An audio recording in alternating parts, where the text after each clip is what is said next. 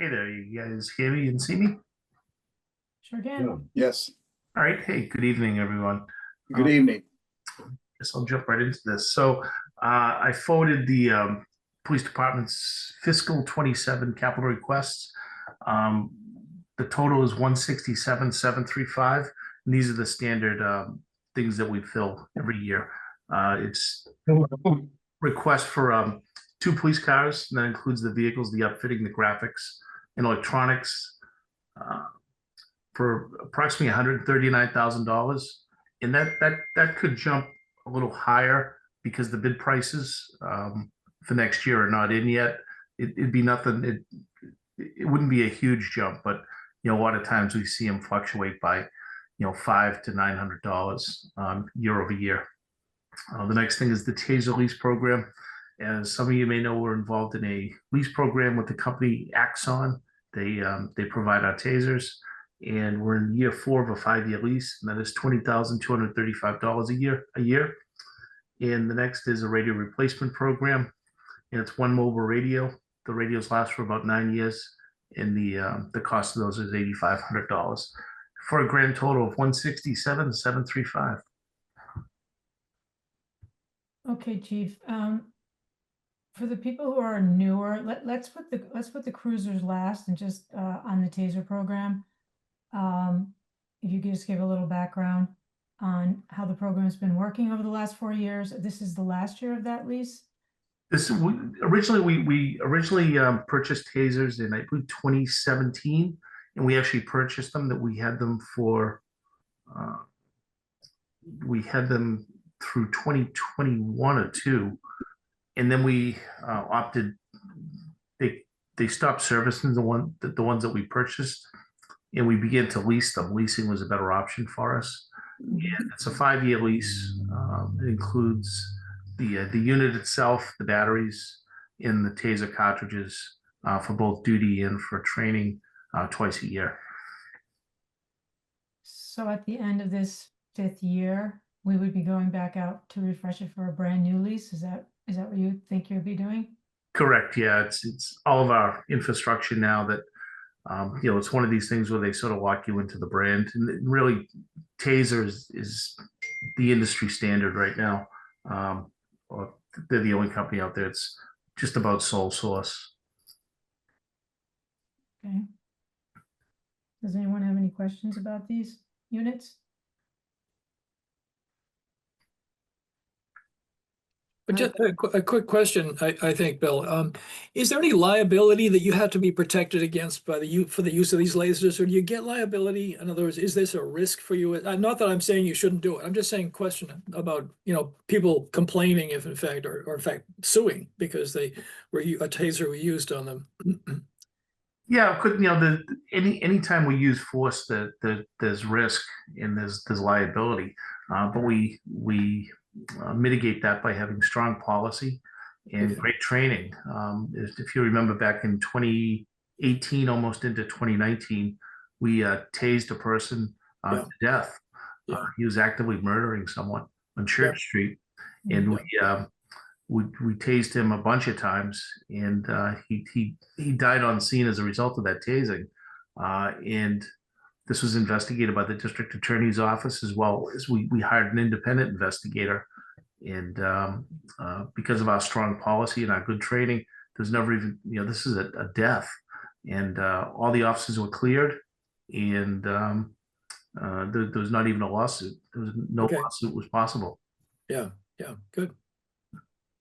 I would think that just as a point of interest, if they're a sole source to virtually every police force in the country, they must have very strong legal protection and advice for every police organization, which I would assume implements that. So I would assume that it's probably a pretty good program, is I guess what I'm saying. You're exactly right, Rob. Very, very good catch there.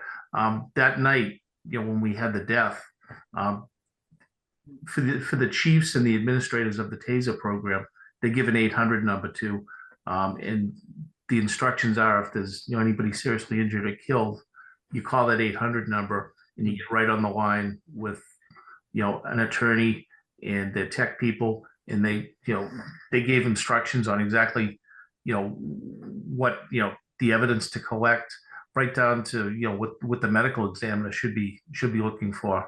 And this is, we're talking 2 a.m, and they answered the phone right away. And I was in touch with the team of lawyers immediately.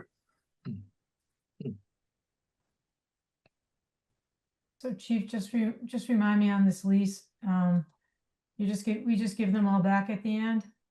Yeah, we upgrade. It's like anything else. It's like an iPhone almost. We have Taser 10s now. I'm sure there's a Taser 11 in the works, or Taser 12. You just upgrade to the next latest model. And so, Chief, are we basically cycling through these with sort of a 5-year useful life in terms of the technology? Is that the way that you're thinking about it? This is recommended by Taser, and if you think about it, these things are every officer is issued one, Mhm. and they stay on the officer's belt, so they're exposed to the weather, the salt air, and they get banged around, pretty good. So 5 years, they're ready to be traded in. Okay. I was sort of headed in that direction of like, could you do a 5-year lease and get more life out of them? But it sounds like the answer is no, just given that they're on the utility belt every day. Yeah, and that's the 5-year lease is very standard throughout policing across the nation. Okay. Anyone else have anything else on tasers? Kathy, did you want to say something? Yeah, so Chief, I kind of talked to you via email a little bit about the handguns. So Mhm. if you look at the long-term plan, there is an amount, not this year, but next year, to replace the 38 handguns for an amount of 40,000. And I was just asking Chief Quigley about this, just because I noticed that the ask for fiscal year 27 was a little bit low, and it gets higher in the out years. So I just wondered if there was anything that he might want to bring forward or prioritize. You gave me some interesting information that maybe you'd like to share with the CBC about the handguns that you currently have. Sure. We currently have, we carry Sig Sauer 9mm semi-automatic handguns, and it's model 320, the Sig P320. And there's been a lot of controversy surrounding that weapon over the past probably 4 or 5 years since we got them, really. And they have a history of accidentally discharging, and it's up for debate whether it's operator error or if it's a flaw in the design of the handgun. SIG refuses to recall them. There's been some safety bulletins, but it's to the point where the Army, the U.S. military, got rid of these. In several departments across Massachusetts, across the country, really have gotten away from them because of these issues with the accidental discharges. And if you Google SIG 320, all the articles will come up. So I think it's better to thankfully we haven't had any problems, but it is it's a known issue. In our armorer assures me that our training is sufficient enough, but there are scenarios where if you drop the weapon, it could discharge. But it's some interesting reading if you have some time. SIG, just again Google SIG 320. But it's probably something we should train. Since the military got away from them, we should probably think about doing that sooner than later. And what would be the fee of that? Well, they're actually we would trade the ones in that we have now. That there is value to those, but to replace them all, they're a little bit over $1,000 a piece. And, we're talking new holsters, and we have to replace out everything at once, and we do it all at once. It's not something that we don't want to stagger it out because No. So what does that mean? I don't know the number that you have. I'm sorry. we have 38 weapons. 38. Okay. Yep. Yeah, so it was $40,000 Yeah. in the In the long-term plan. Yeah. Yeah, and Kathy, I was just looking in our historicals, and I couldn't, Chief, see when the last time that we purchased handguns. It wasn't coming up. quickly when I was scanning for it, but it looks like just based on your forward looking that you're doing it every, call it, like 7 years. Is that sort of the replacement cycle for the handguns? That's about right. I think we replaced these out in early 2018, and we dropped down from. We did it for a couple reasons, but we try to do it under 10 years. Somewhat, we try to figure out that delta where they're worth the most in trade, and we can get the best deal for a new one. Because there is, some serious value to these things. There's a subsection of people out there that want to purchase firearms that have belonged to a police department. Okay. Adds value. And Kathy, you were raising this just as one that potentially considering pulling it forward into 27 to kind of smooth the 10-year plan. Was that your thinking? That was my thinking, yeah. Okay. All right. A good thought. Yeah. I mean, and if we're gonna, I mean, Yeah, we would have to, you would have to submit a request for it, obviously. We're gonna push it forward. yeah. I mean, we don't have to push it forward, but there's obviously, next year there's also the body and cruiser cameras that are up too, which is about the same.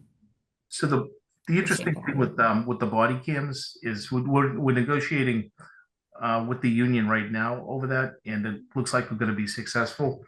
But there's a 95% chance that will be fully covered by grant funding. As a matter of fact, there's a grant out there right now for them. So we're trying to just make haste and get this finalized with the union, because you can't apply for the grant without Yeah, union's buy-in. good. Makes sense. Yeah. Chief, would you have called guns protective equipment? No. Okay. No, that's like active shooter, like body, like Body armor. Okay. active shooter kits, Okay. like a helmet, the gas mask. Everybody has a hockey bag of equipment that every police officer is issued throughout the Okay. state. Yeah. And body armor, like you see in the far left corner, I put asterisks, and a lot of these things are likely going to be covered by grant money. Body armor for one, the NRO truck. So a lot of these things are there is funding there. It's just a matter of chasing it. We've been successful in the past. Yeah. I mean, I don't have any problem submitting a request to pull it forward. It just, I think we'll find, well, you guys will know more when you roll it all up in terms of, what we have in terms of requests versus a budget of, around $1.8 million. So it's going to come down to those trade-offs in terms of priority ranking across all departments and then priority ranking within a department. But it doesn't sound like, Chief, you would bump anything off your current year FY27 request. Those are all obviously necessary, so it would just be an additional request. In the see if I have it right here. Don't have it. The 10-year plan. The handguns were for fiscal 28. Yeah, Yep. Fiscal 28. we can leave them there, but I think that's fine. I just wanted to. They were further out. I think they're in 29. I moved it to 28. Okay. And listen, if we have a spare $40,000 rattling around at the end of the conversation. Well, when you go to the bottom line of the 10-year plan, Yeah, exactly. it's not looking. Yeah, but remember, $40,000 follows the money. We keep the 40,000 and it's available the next year. So there's no advantage one way or the other if in fact Yeah. you're not pinched. So that's not a good argument. Yeah. All right, so while we're on programs, why don't we talk about the one radio that you're replacing? Sure. So there's mobile radios that go in the cars, and then there are portable radios that the officers carry. We've been very successful getting portable radios on grant. We just got 3 more this year. We just got a $40,000 grant for a combination of traffic enforcement and radios, portable radios. Mobile radios are a different story. There's really no grants for those, and the life cycle for those is 10 years. So we like to try to replace them out at 9 before they start having trouble. And these are the regular police radios we use. We can communicate with the radios that regional are dispatch. assigned to a vehicle? I'm sorry? They're assigned to a vehicle? They're installed in a vehicle. Okay.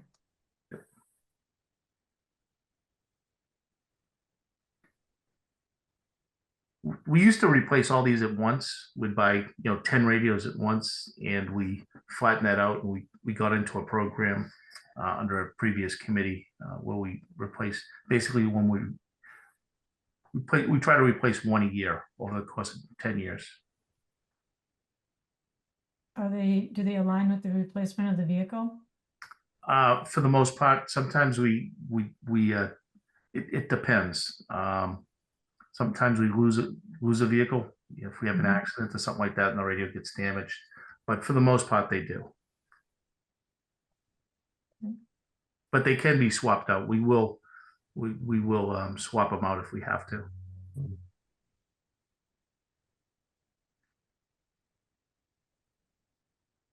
Anyone have any questions? None from me. No. No, All right, then let's move on to the more complicated one, which is the vehicle program. So this was worked out with the previous capital budget committee, where we roll off. We purchase 2 cars a year, and what we've been doing over the past probably 3 or 4 years is we're handing the used vehicles from the police department down to facilities, and they are using them.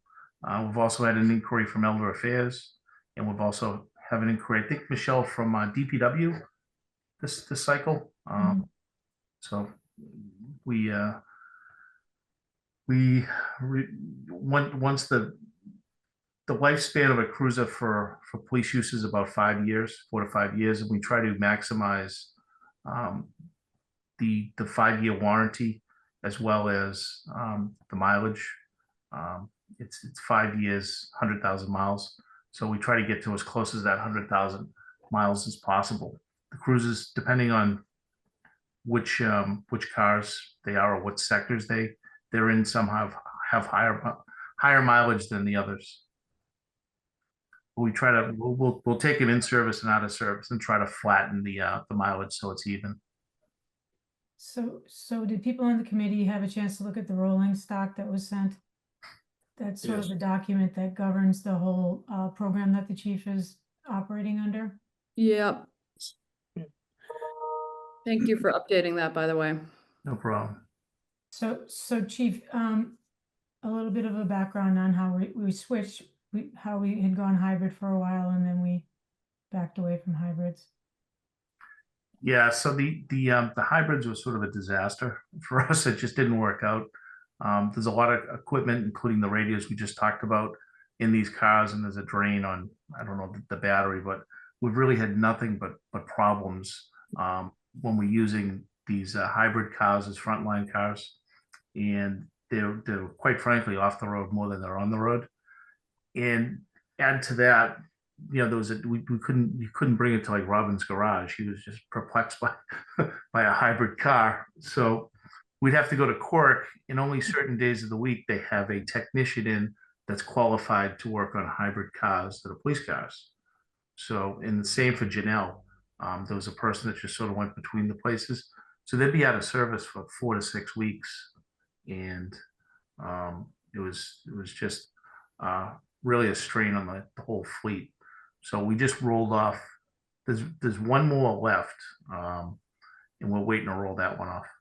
So, Chief, I was just trying to tie the ones that you were looking to replace. Is it that Explorer hybrid? Is that the one that you're talking about replacing? Yeah.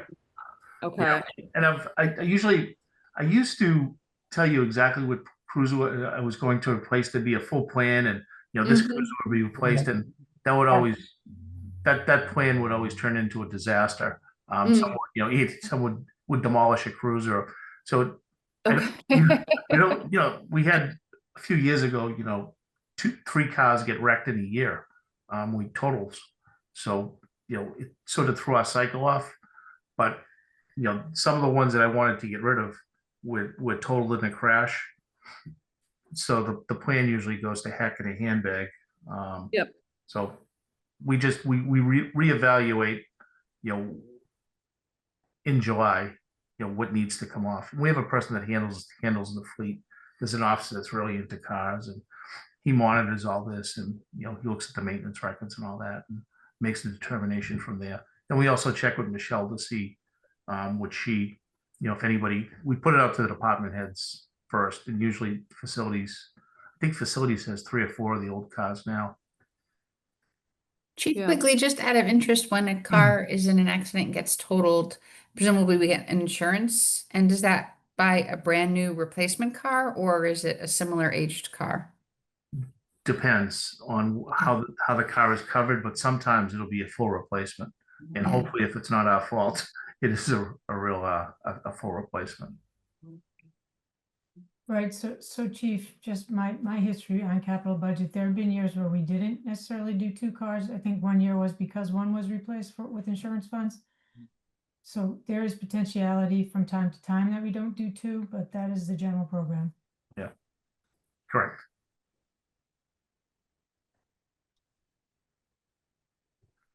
Does anyone have any questions about how the whole science behind the program of rolling them down to other departments who, the demand for the performance of the car is not as significant as a cruiser. So we try to get them adopted by other departments so we don't have to buy them vehicles.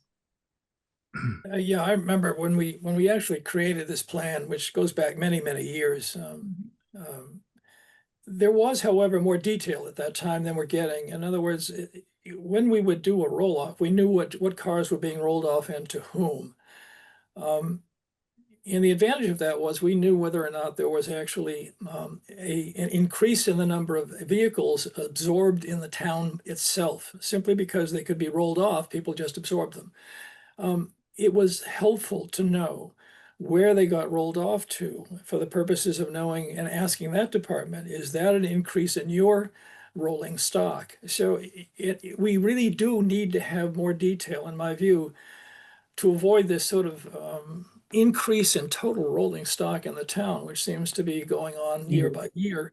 And so I would request and suggest, quite frankly, that we in fact incorporate that information as well as to the history of what's really happening with all these cars that get rolled off. I think it's important, and we always believed it was something that we should know. So. Right. We really don't. I mean, it's sort of, some years we may think we're going to have something to roll off to a different department, but we don't. So it's almost like a game day decision, and it's through procurement that we figure out what if someone's going to need something, or if there's a use, or if something has to be replaced out of in another department. So I can tell you that 2 cars are rolling off. Where they go, it's up for, it depends is the answer.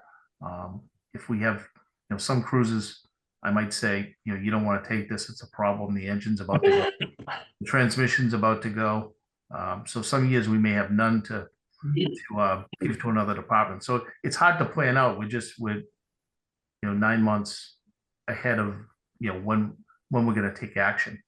Yeah, I think Ralph's comment was more to like in the current year, like which one, where they might go. And I think it's probably more made to Michelle as sort of overseeing the whole town's programs, that we don't want to end up with,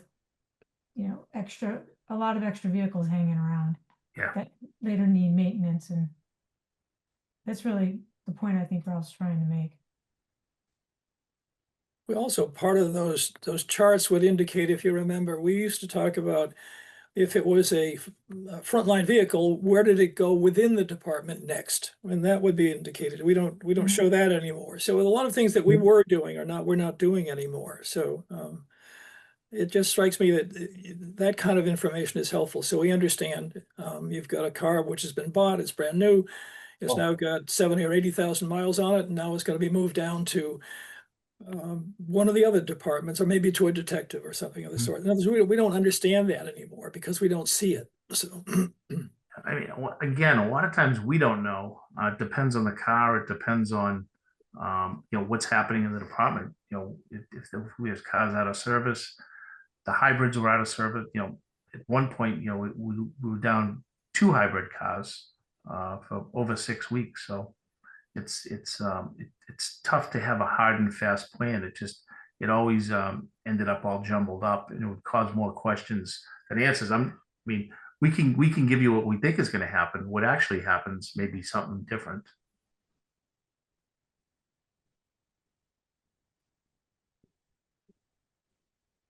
I mean, I think again, Chief, like some of this is you've got a whole bunch of new members, but it would just be helpful, I think, to sort of understand the flow or the projected flow that you're seeing with this round. Because I've only been on the committee a year now, but I couldn't tell you off the top of my head, the number of frontline vehicles versus the number of spare. It just, the rolling stock is helpful, but it doesn't, to Ralph's point, sort of give you that sense of that replacement cycle. Like Chief Dockery did sort of a nice one on the ambulance, and it's a much simpler: ambulance 1, ambulance 2, but that kind of flow chart of like frontline vehicle to your point, where does it head next within either the department or in another department would be helpful. So we just get a sense of that cycle. Understood. Katie, for your information too, that when we were devising this whole thing, we did look, as probably Bill remembers, we did look at Hingham, and Hingham had a very complex chart. In fact, it was too complex, I think, for most of us to understand. Yeah. They had a very specific roll-off chart with all the details of that. So I wouldn't want anything quite that detailed, but it is quite detailed. You probably could see it. Yeah. I'm not sure that gentleman retired, so I'm not exactly sure that they still do that. I sort of doubt they do, because it was quite the chart. It was a heck of a chart. It Yeah. was, right. I don't think I found that section of the shared drive yet on my first day. I'll send it to you. Okay, excellent, thank you. They'll be impressed. Right, so Chief, it looks as though the main decision maker for you is how many the mileage on the vehicles. In the maintenance history, quite frankly, if The we maintenance get history. a car that's really costing us a lot of money, we roll it back, and we try to roll it off, sometimes even early. So just for the newer people on the committee, if you would say that, could you go through it as though you were going to replace one, or one that you think is potentially the one you would replace, and then they can see how that front line gets rolled into a new slot, replacing a vehicle that could either matriculate further into your department or go to an outside department. I think that's helpful. Yeah, so with this round of requests, this is for 2 marked cars. So we'll roll probably the 886, a hybrid patrol supervisor's car. We'll roll that off, put that up. If someone wants, it's a hybrid, but it hasn't as much trouble as the other one. We'll roll that off and see if a department wants that, and then we'll roll off probably one of the school resource officers' cars, or we'll roll off one of the frontline cars, give it to school resources, because they put a lot less mileage on it. And so there'll be 2 frontline marked cars in service, sector cars, if you will. And the SRO car, that's got real higher mileage than the regular fleet. So that would probably be offered to departments as well. Did everybody follow that? Yeah, Okay. yeah. All right. I don't have any further questions.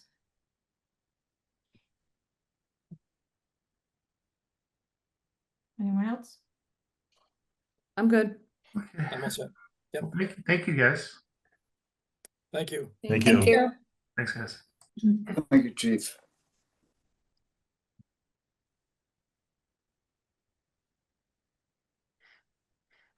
Susan, Yes? you have an extremely soft voice. Is it possible Oh, to I'm raise your sorry. volume a little bit? And Yes. maybe I should just aggravate you more and then you would raise your voice. I thought I did that when I started. I thought I turned it up, but I'll do it again.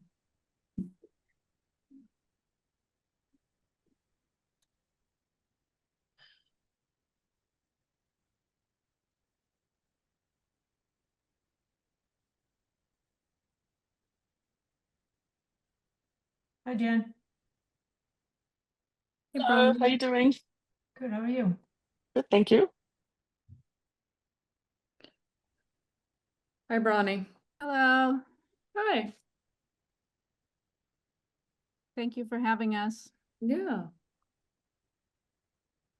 Sorry, I'm playing around with my audio. Okay, is that better? Yes. Perfect. All right, welcome. Thank you. Um, Today we'd like to submit our request for an outside drive-up book drop that would be installed in our parking lot so that our patrons could return their materials without having to get out of their cars and walk up to the one that is on the side of the building. We've noticed and we've had a lot of requests from our patrons for something like this because, well, for example, if it was a day like today in inclement weather, it's a safety issue. It's uncomfortable. We have a lot of elderly patrons, and we'd like to find a way to help them return their materials without being put at risk. So I met with Brian Joyce and we found a place in the parking lot that we feel would be a good spot for it to be installed. We'd have to install a concrete apron and then the book drop would go on top of that. And the request includes 2 carts so that the staff can bring an empty one down, take out the full one and leave the empty one there. And where is this going to be placed? Is it going to be placed around back where the book donations are by the electric vehicle rechargers or No, towards the up front? in the upper lot, Okay. right as you pull in, there's a grassy area. And it would be in the corner there on the grassy area. Okay. I'm glad you said that because I would worry that people would put it in the wrong drop. You'd be donating. Yes, like- when they do that, you're absolutely right. And the vendor that we've identified as our first choice will provide signage to be put on the bin, so that makes it very clear that it is a book return, not the donation bin, that kind of thing. Mhm. So And is the concrete pad part of does the vendor install or? no, we would do that. And when we put the book donation bin down at the lower parking lot, we had a pad installed. That was a few years ago. And that was $600. So I'm assuming the cost is going to have risen since that was, I think, about 3 or 4 years ago. So that's why we estimated close to about $1,000 just to be on the safe side. So operationally, does someone drive up, get out of their car, lift up the books or whatever, open the door, put them in? How does it work operationally? It's got it's like a mail chute type of thing, like a mailbox, but larger, so that they would just drive up, unroll their window and put their materials in, into the slot. Oh, I see. That's the whole idea of it, is to avoid having people have to get out of their cars, we see frequently families, if you have to park and then get your materials, get your children out of the car, bring them to the building to return the materials. It's So- not ideal. I guess I don't know about your vehicles, but what I've noticed over the years is that people, the size of the vehicles that people use has really expanded quite dramatically, not only in width, but in height. Mm. And Yes. so is this a single opening like that? Does that work for? Yes, in fact, I was just reading that while I was waiting. I was listening to Chief Quigley. It says that it is accessible for large vehicles as well as smaller ones. So it's also ADA compliant. That's all of those factors have been figured into the design. Does a town nearby have one of these that you could try out and with different vehicles and demonstrate to yourself that it would work with your clientele? I could. I know. I was just at the Situate Library within the last month or so, and they do have a similar setup. However, what they've done, and I hesitate to do this, is have it installed. They have a parking space that is set aside only for return. So you pull in and you put your items in the bin and then back out. There's no one is allowed to park there. A chronic problem for the library is parking, and I'd really Yes. like to take one of our few spaces and have it be designated for just returns only. So I'd prefer to Okay. have it be a drive up, and But it's workable for any size vehicle that that your That's my constituents would be using. that's my understanding. So if I could just interject, the one in Hingham is a drive-through, and I've driven to it with a sedan and in a really big SUV, and it worked for me, just from my experience. So it's the same design. You just kind of, if you're lower, you just reach up a little higher, and if you're higher, you just have to almost, just reach Okay. out. Thanks, Jen. I guess the question for me would be, when you drive into the library, are you going to see this on your left before you reach the parking, the first row of parked cars? Mhm. Yes. Yes. Okay. Right in that corner. Right in that corner. So you're going to see this projected chute, basically, that they would reach over and use. Yes. I've used one the only other one similar, you may have used it too, is the one at the Situate Post Office, right? North Situate Post Office. You sometimes can make that work. You have to come so close that your outside rear view mirror frequently comes almost in contact with it to make it useful. I would ask you to take a really maybe go to Situate and experience that. It has exactly the same chute diameter, shape, everything else except as male. And if you're not good at driving, you either are going to hit your left rear view mirror, outside rear view mirror, or you're going to have to get out of your car and put the library book in anyway. It sounds great, but it is not as good in practice as it might seem. And I would also ask you to consider whether or not you really want someone to go out on an icy day with a basket and haul back a basket full of books in the middle of any kind of weather. So it may work for the individuals who can actually drive and are careful and know how to drive, and also for those who are perfectly happy opening their car door and putting them in.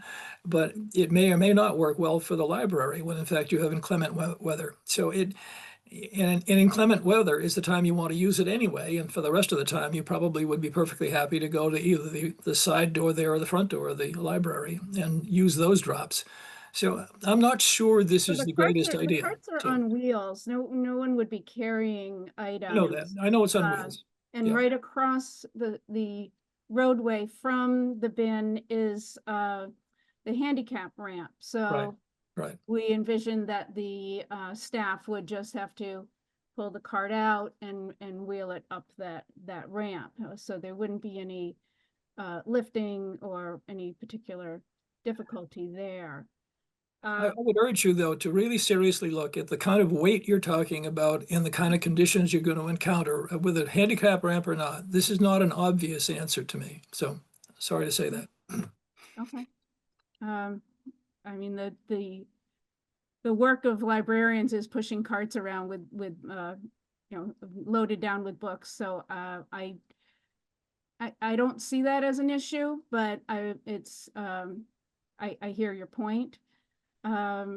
We did a lot of research when we were picking these, and heard from a number of different libraries that use these, and across the board, people were happy with that they had gotten them. That's helpful. Thank you for doing the benchmarking. I think that's always, that's helpful to hear.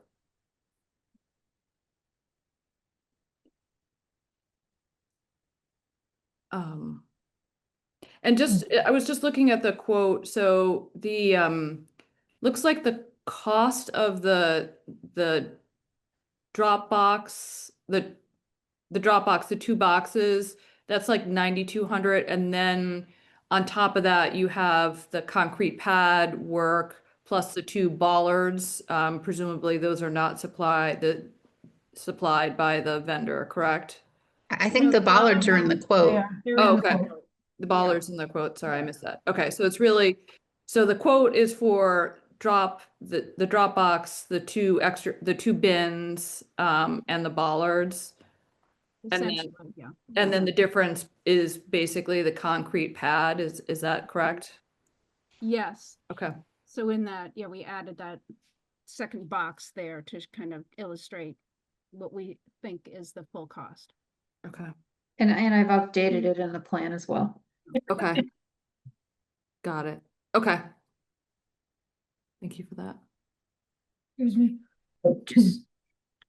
Just one suggestion, if in fact we think this is something that's gonna happen, before the library pavilion project is done, I would recommend maybe walking over and asking them when they're pouring the concrete forms for the pavilion, to see if in fact they could actually pour a concrete form for this. Sure. Yeah. I think the cost would be a lot lower because they're already mobilized. Yeah, So- absolutely. Just a suggestion. Yeah, I mean, we'll have the dimensions, so we can go right ahead and talk to them about it. Okay. Yeah, great idea.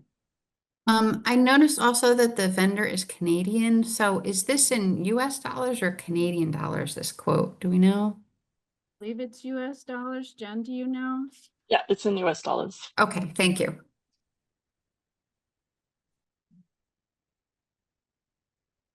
Okay, I Um, don't think there's more questions. Are there, guys? Nope, No. I think it's a great So- idea. I think we've said this before, but from a process perspective, Bronnie and Jen, we obviously listen to all of the department requests. So you guys are actually the second department that we've heard from. So we've got, a couple weeks, maybe, 2 months ahead of us in terms of hearing departments. So that's sort of, there's no yes or no today. There's a lot of digesting. And then once we sort of understand what the full picture is, we do deliberations. But this is great to sort of get this presentation done right at the start. Absolutely. And you know where to find us if you have any other questions or need more information. Yeah, that'd be great. I mean, if you have any observations as you continue to test, the Hingham and Situate and other towns, like send them along in an email to Kathy or Susan, and we can make sure they get to the full committee. Absolutely, will do. All right, thank you so much for your time. Thank you. Thank you. Thank you. Have a good evening. You as You well. too. Thanks, guys. Okay. All right, so I can give you a quick update on the long-term financial planning working group. So we did meet the day before the special town meeting. just trying to pull together all the sort of edits that everyone's doing. But we also had conversations about adding into the plan a couple of things. One being a section on just the rising cost of municipal government generally and how that's impacting the town's ability to meet its capital goals. That's being substantiated by a report that actually Katie found and had sent along to us, and I shared it with the group. And another area that we have seen in other towns' capital plans is focusing a little bit on the fact that we're a coastal town, and the added dimension to capital needs related to being a coastal town and climate change and rising water and et cetera, et cetera. So that is going to be added into the plan as well. But that's all I have to update you on. That's what we're working on. If anybody has any thoughts, feel free to share them. Okay, and it's going to use the same format as the long-range planning report from 2023 in terms of sections. Is that sort of the idea? Generally Okay. is. A lot of the appendixes will be the same. They're just updated. But yeah, like I said, we're gonna either take the 2 points I just mentioned and work them in as their own section, or try to feed them in through various aspects of the report, bring that thinking and that perspective. Yeah. So we have another meeting coming up in mid-November. That's, I think, 14th or 15th. I mean, I think the structure of the report is solid. I think the recommendations obviously were very tailored for that discussion that we were trying to have as a community. So I'll be just very candid. It felt like the recommendations were basically tailored to the objectives that we were trying to get done. Correct. Is there a similar bent to the conversation now, or is it more broad-based in terms of like we're doing the work to understand where we're at in order to be able to accommodate? Correct. We're trying to go at it more broad-based, talk more strategically about it, Katie, and then maybe use projects as examples, and there'll be lists of projects, and a 10-year view would be in there. And then the goal would be that it gets updated annually. Not all of the verbiage necessarily, but definitely all of the appendixes and charts and things like that. Okay. And keep it up to date. Yeah. And at one point we had a budget book and the long range planning report, and right now we have neither. So I like getting the long range planning report up and updated, and then continuing to update it will be helpful. Yes. Okay, that's great.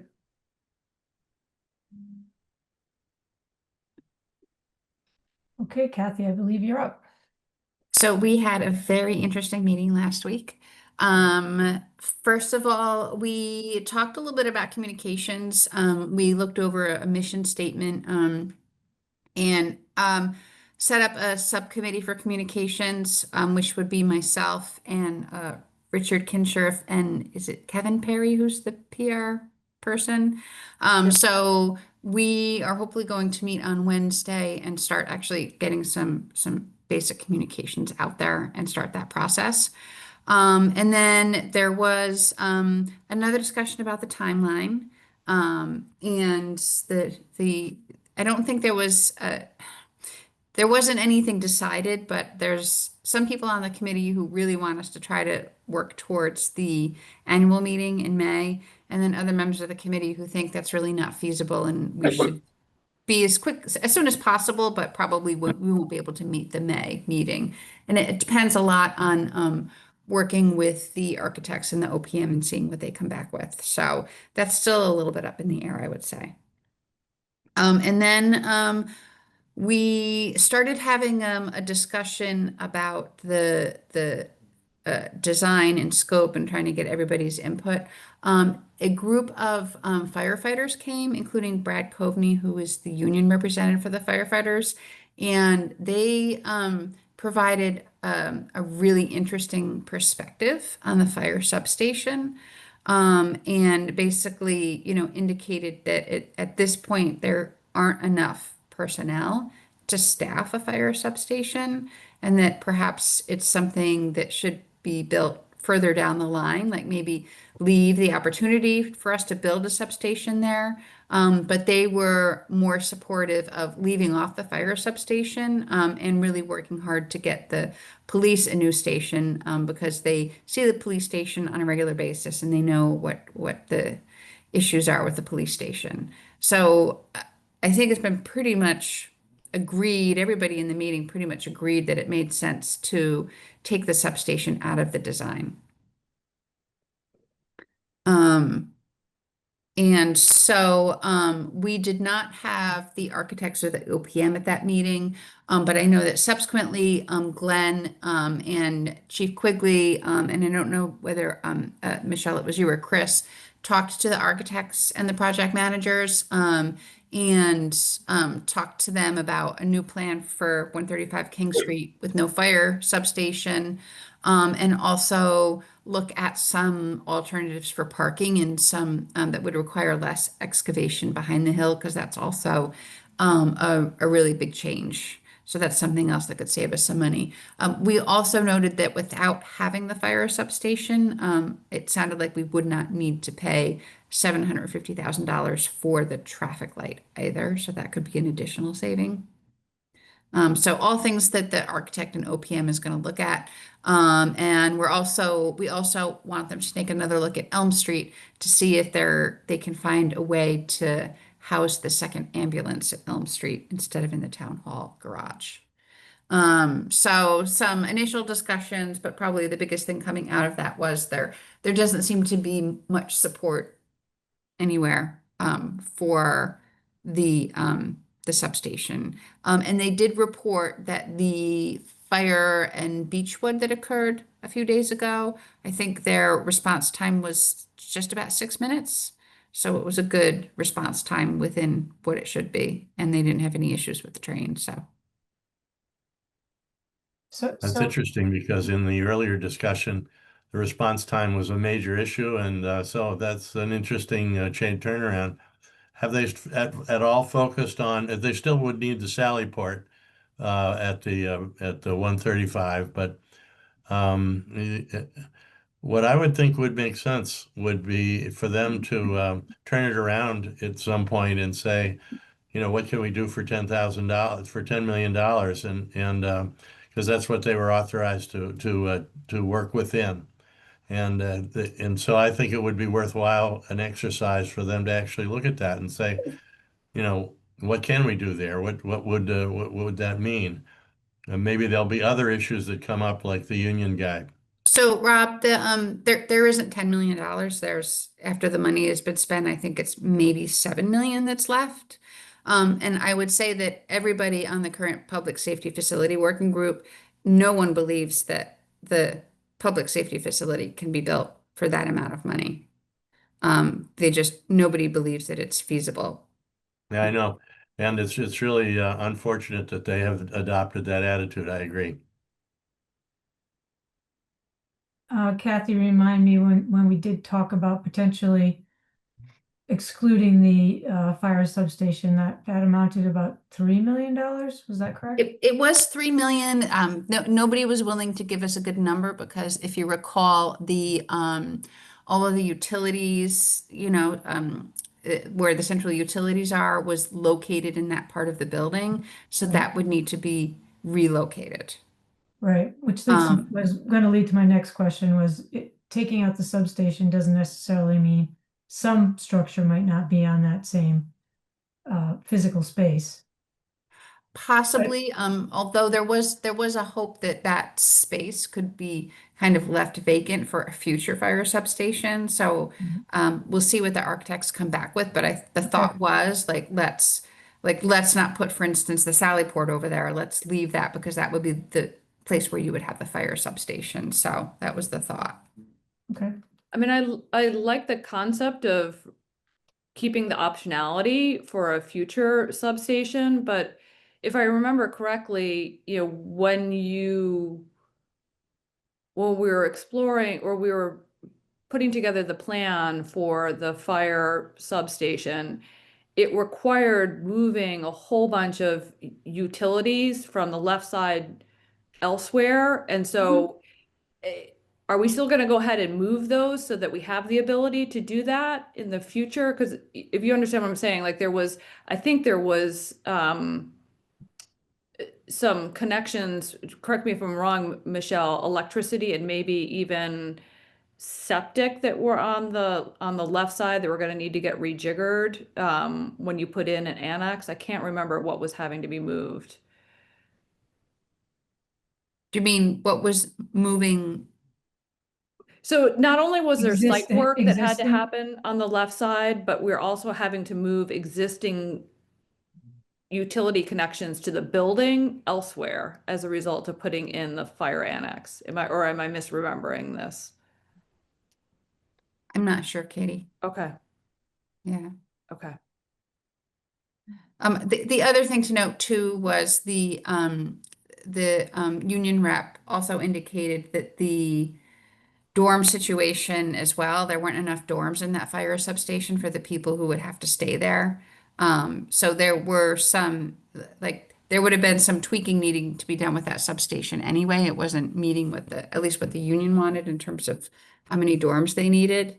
So who knows if a fire substation is eventually built, it might look different from what was in the original plan. Okay. I mean, in the dorm situation, I mean, somebody at some point is going to have to look in the union contract to see whether it's single or double bunking is articulated in that union contract. It's not. Okay. Again, there's I guess what I'm trying to say is that there's preferences and then there's requirements under the union contract negotiations. And I think my understanding is that the bunking situation is a preference, not a union contract requirement. And so I think we just have to look at that through that lens of like what we're legally required to do under the current union contract. So Kathy, nobody has said we should sit down with a clean sheet of paper and say what would work best for the town. We're not doing that. In other words, we're just assuming that 135 King Street was a good decision from the beginning, and that we're going to continue with 135 King Street in spite of the deficiencies we know. So no one is saying we're going to sit down with a white paper and look at every possible option which might be better. Basically. Nope. That is really tragic. That is tragic. You have to have lived through so many of these things as I have in the past, and if you don't think outside the box, you end up going to town meeting with something that looks so similar to the present one that nobody says, well, what really changed here other than the substation isn't included, but the price has only dropped maybe 3 million or 2 million or whatever the number is. And I always ask myself, well, what other options do you have? And has anyone seriously considered them in spite of what we have heard verbally from a number of people? So I gather that's, and I'm asking you to think about that only because of the history of these kinds of projects failing at least twice. And then finally we come to bringing out a white piece of paper and figure something out. So I don't know, that would be my suggestion on this. Maybe that's too radical for the group, but quite frankly, that's where I'd go with it. At least the exercise, if nothing else, I couldn't agree with you more, Ralph. I think that just a simple thing of at least when I got involved in this, the decision to buy the facility over there, the new building, and to move a major part of both fire and water and the police, that decision was done. And it was when we heard the arguments, it was, well, we've got response time. That's a major advantage. We have to move over there. And it was really not the police response time. It was the ambulance response time and fire response time. Now we find that that's really not important. And in my mind, we might find out that adding a second floor onto 62 Elm might be a better use, and using that land more effectively might be a better solution entirely. So, and it might be a lot cheaper. I don't know. So I agree with you completely that they seem to be focused on a particular approach and direction, which may or may not be the right one to begin with. I guess I would just pause and say that this whole runtime conversation, we're queuing off something that the firefighters union came forward and said. That is one data point here. And there's one fire that they're using as an example. The runtime study was done by a third-party consultant at the request of the town. And so that is really the independent view here. I'll be very candid.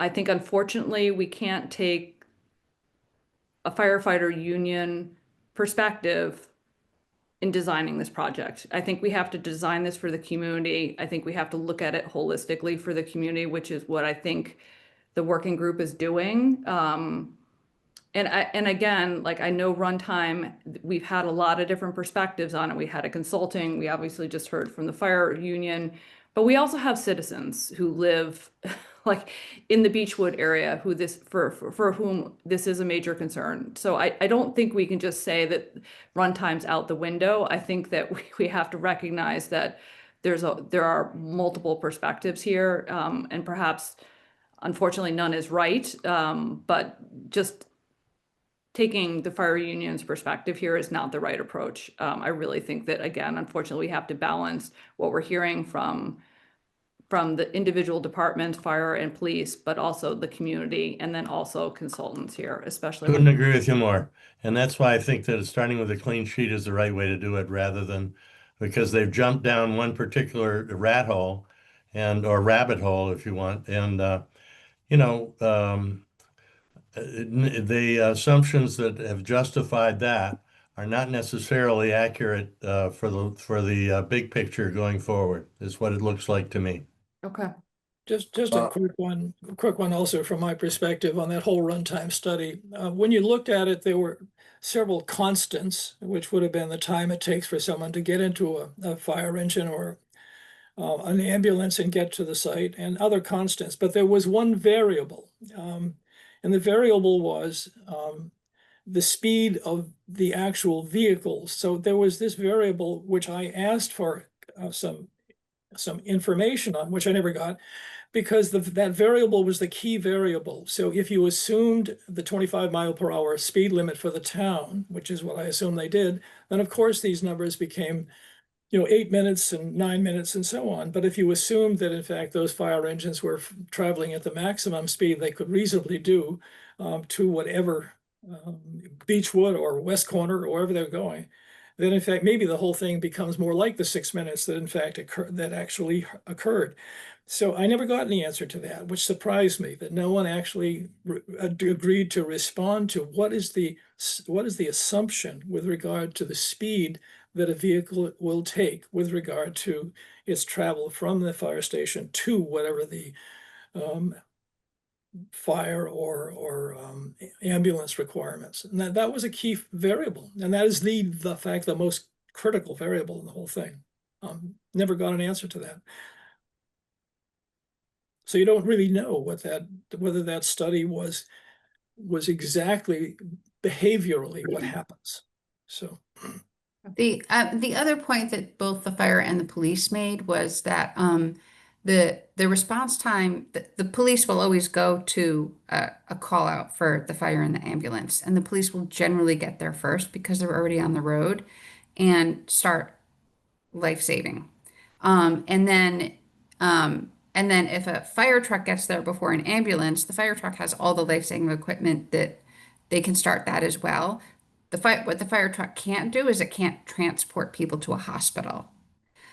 So I'm not sure with that runtime study, like if that's, if they're tracking the fire and the ambulance together, is that what, the amount of time it takes to get a vehicle that can then transport you to the hospital, or is that the amount of time it takes a vehicle to get to where you are to start giving you like CPR and life-saving techniques? it was the latter one, Kathy, was the latter one, because the critical question always is, if you have a stroke, you've got between 5 and 6 and 7 minutes, Yeah. somewhere in that range before you begin to get brain deterioration. So those are the reasons you want to know the time between leaving the fire station and getting to the patient. That's what it's about. Yeah. And I'm not sure, but I doubt very much that, although I know you're right about the police getting there first, I'm not sure that they can address a stroke. Maybe they can, but I don't know that. Yeah, and that's the critical question, always. Yeah.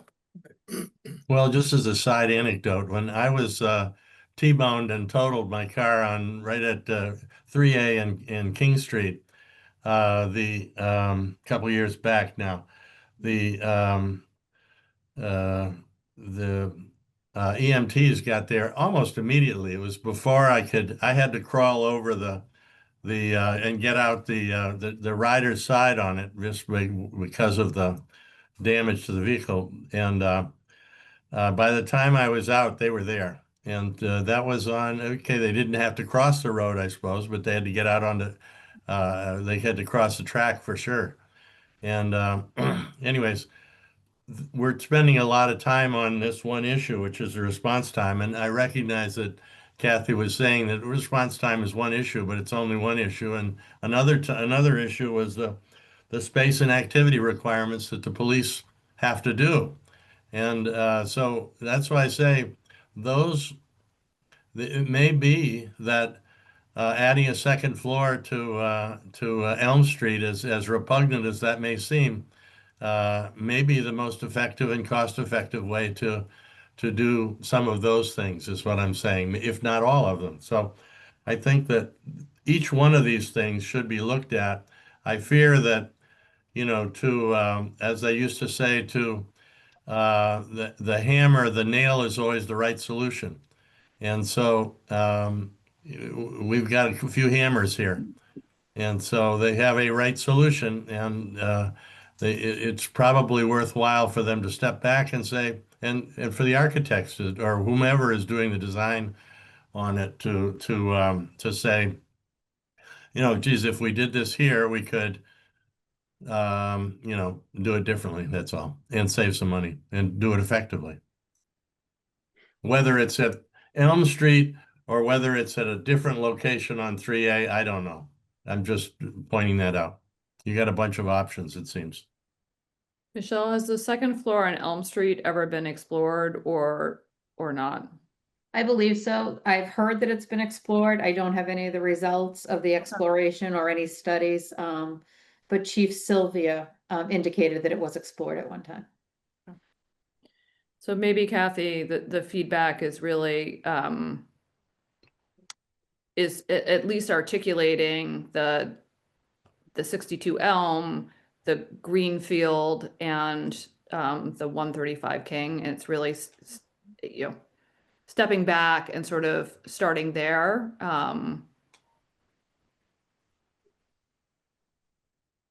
So, Because if you're hearing that from our committee, it's probably just a microcosm of what's out there. As you start to think about your communication plan, if you delve right back into 135 King Street, right, even with a modification, you're going to get pushback. If you take an even 2 Mother May I steps further back and start with like, what are the big picture buckets, other Greenfield sites, 62 Elm, 135 King, you might get more buy-in to take a step forward.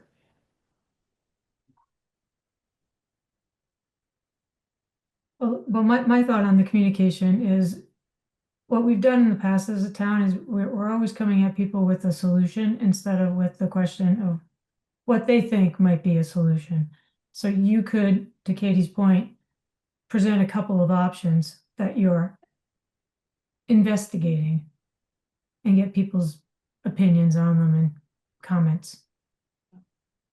And perhaps it's, the pros and cons of some of these, because again, we are talking to people that are not necessarily in the community at large, is not necessarily in the weeds, but it's like stepping way back. We've got 3 big buckets and here are the pros and cons, and then ask for feedback and reaction around those. Like, because the con on the Greenfield is where, and a con on, 62 Elm could be like, where do you put the people, or the the building can't handle architecturally Right. a second floor. Like, I don't know, like I can, not necessarily leading people down a path, but at least flushing out the issues associated with both and then letting them discuss from there. Well, what we found out on another thing, just to draw back on the you know, another anecdote was the memo that I sent on the Old Goats meeting. Okay, this is a small group, 40 or 50 people. And, you know, they basically, they were very upset. And these are a bunch of geezers, you know, they're not, when I say I'm one of them. So you know, I don't mean to You're cast slandering aspersions. yourself, I got it. Yeah. Now Ralph is much younger, so he's not one of them, but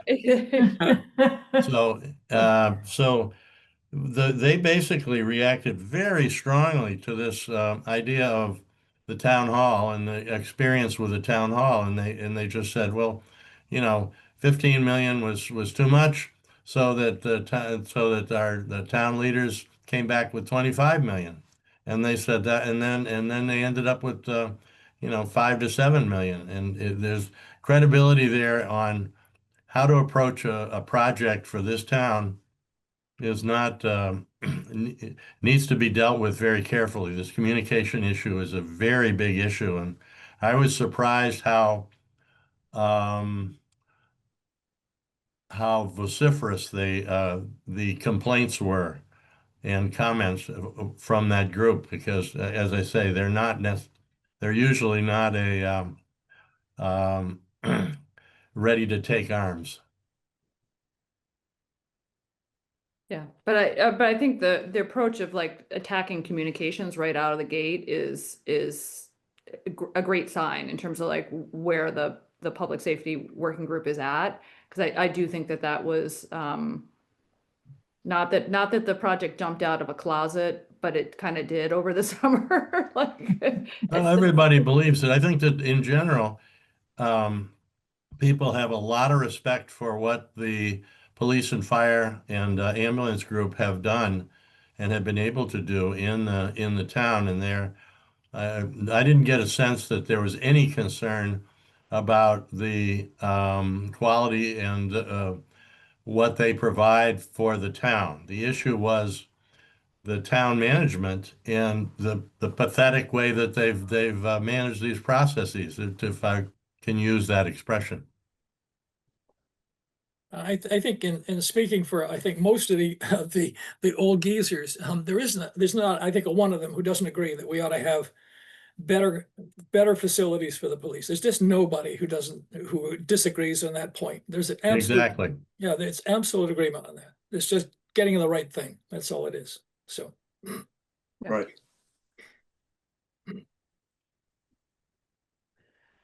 Well, there's a storyline there too. Remember, when we started out, 135 King was going to be a police building, and the addition of the fire substation came on later. That's right. And now we're going back to removing it again. So, Yeah. you know, it's an evolution of thinking, and that comes out of good debate. And Yep. so just continue the good debate. And I think, like we said, Kathy, on the communication side, getting it out as options and getting as much public input as possible would be beneficial to the outcome. I just feel badly for you, Kathy. You're going to have to go back and do an awful lot. So I think this isn't easy, and I know it's not. Okay. So. Yes, No, thank we you. could be the bad guys, Kathy, too. Yeah, we hate to see you in the hot seat. I'm serious. I don't think it's good. You know. Yeah, So- no, it's fine. It's a pretty, you know, the working group it's pretty large. And it's got a lot of, many citizens, who have a lot of experience actually with construction projects. They picked some really good people. So I think it'll be really interesting and I've some really good discussions. Okay. Okay. thank you. All right, why don't we move on? Michelle, are you ready to talk a little bit about the 10-year plan? Would you like to put it up on the screen or? Sure. Yeah.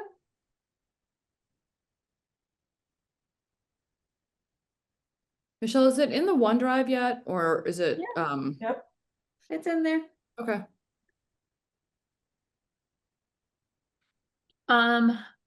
So as we discussed, all the departments received notification that they had to have their 10-year plan along with their FY 27 requests in, so we can start populating the document, and reviewing everything.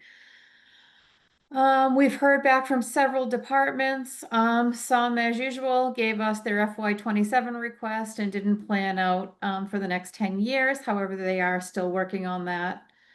So we will populate it as those requests come in.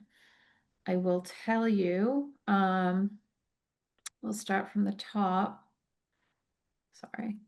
So police, is complete. Their 10-year, plan is complete. You'll notice in the left-hand side in column A, if it's highlighted in pink, it means they submitted both their FY 27 requests and their 10-year capital plan. So for police, that's done, and their FY 27 ask is 167,735, as Chief Quigley indicated. We can then move along to fire.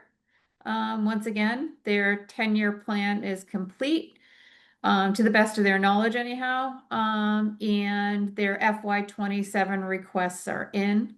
Their FY 27 requests equal 1.265.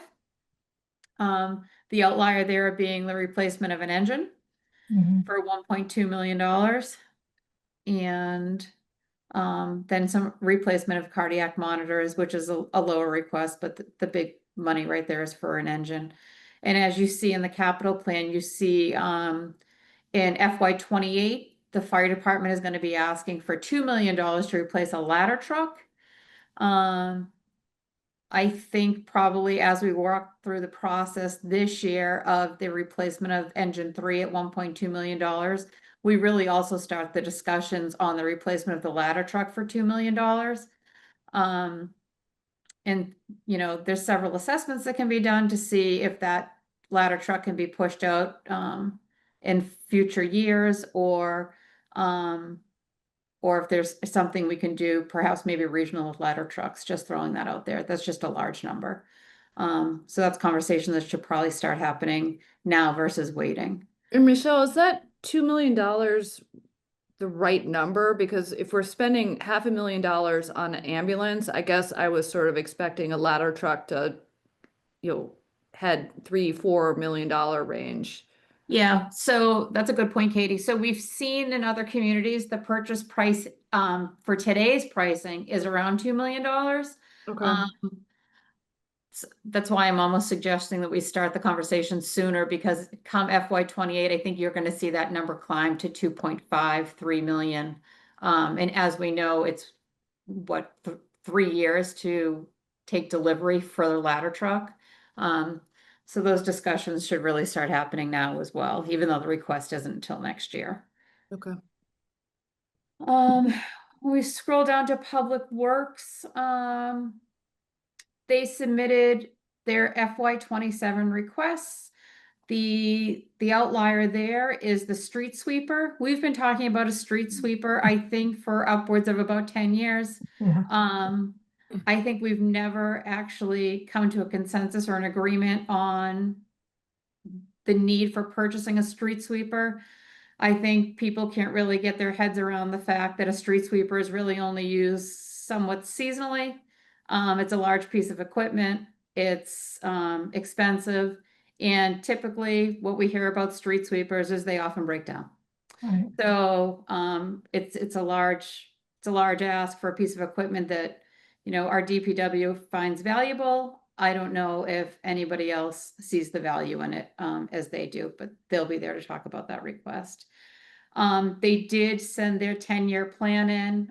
Haven't had time to update it. It came in late, but I will load that in the morning.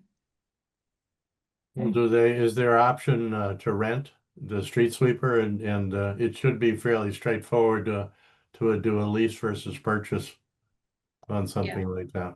Yeah, and that's what we've done in the prior years, and that's partially why we haven't funded the street sweeper. Right. We've also talked about, a regional street sweeper. The challenge with that is that everyone uses it at the same time, so that doesn't necessarily work either. But yes, Rob, we will get that analysis done. The facilities department indicated with all the projects going on this year, they have no capital requests for FY27 because Wow. all of their projects have mostly been funded in FY26, and they don't want to ask for any more capital dollars until they close out the projects that they've already asked for. So they're working well on their FY26 requests, and the town hall is taking up a lot of that time, as you can imagine. When we talk about the roof replacement, right here, we have the Deer Hill roof replacement system at $3.5 million. We estimate that's actually going to be higher, based on the roof replacement at Osgood. Right. So I heard a figure the other day of upwards of $8 million. I don't know if that's accurate. We'll have better numbers within the next couple of weeks and we'll be able to load those in. I mean, if Osgood is 5.9, like, yeah, Deer Yeah. Hill is a larger footprint. Yeah. And again, we'll know construction bid pricing for the Osgood, I think in January, end of January. So that's actually probably a better number to key off of. Are they similar roofs? No, they're not. No, that's the Yeah, so they may challenge. not be that relevant. It's more flat roof at Deer Hill. I believe it's more square feet at Deer Hill, though. Yes. Yeah, that too, but more flat. It's really Yeah. just the front part that has the little, portico there where you have a pitched roof, but most of it's flat. I'm just curious to see how the construction bids come in relative to the MSBA estimates, because we Mhm. know based on feedback that the MSBA estimates are very conservative by design, and so it'll be interesting to see where it comes in, and that we can use that as to key off planning for Deer Hill. Yeah, so I also think the Osgood roof replacement is a little different than Deer Hill because with the Osgood roof replacement and that cost we're seeing through the MSBA, we're talking about almost 40 window replacements as well that line that roof. Yeah. Mm. So I think it's kind of a different animal on its Okay. own, but yes, it'll be indicative of some future pricing, at least the roof component. Amazing. Now, what I would not have thought that the major expense in the schools were the roof, but there you go. Yeah, so then we move down to the school requests. They are still actively working on their 10-year plan, as well as their FY27 requests. Superintendent Shannon, gave us a preview as to what they think they're going to be asking for in FY27. So that's what's loaded here. There's been no votes taken by the school committee and it's not fully vetted, but nevertheless, we wanted to get something before you. So this is the projection of what they're looking for. The major outliers here, in the future years, I believe the high school turf replacement, is in here. It is Can't see because I 600. have all of you on the right side and it's It's on blocking. line 111. Okay. So $600,000 for the turf replacement. I could tell you by FY32, you could double that number, and it still may not be enough. Turf is extremely expensive. When we just did the turf replacement at the field, I think 2 years ago, maybe 3 now, that was the cost. So we'll have to escalate that quite a bit. So when we redid the track, we redid the turf, correct? Correct. Okay. Yes. And in the past, like we've been able, I know that the original turf outlasted its predicted life just based on really good maintenance, and lots of new pellets. So, to your point, it's a big number, Michelle, but we were able to extend it, I think by at least another 5 years, if I remember correctly. That is correct. And actually the turf was still in pretty good shape. The reason it had to be replaced was for impact testing. I think that was the reason they gave, but it held up nicely. It was maintained well. It was impact testing, which was very marginal, to be honest with you. It was never beyond the impact requirements, but it was slightly at the edge of it. That's what it was. Yeah. Yeah. So more to come on the schools. You'll see their FY27 requests are pretty standard. It's things that they've asked for in the past.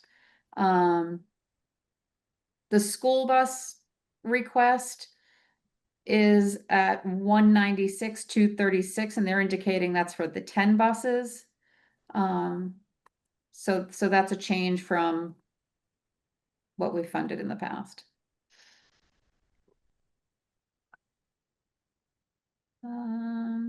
The library as The we've already- 196 doesn't quite jive with me, that's Michelle, really- because like the really average high. lease is 22,000 in change. So that times 10 should be 220,000. So but don't they offset it with their transportation fund as well? we No. didn't last year. Okay. That'd be a question for the school committee or Sarah, I'm not sure. That's a good question.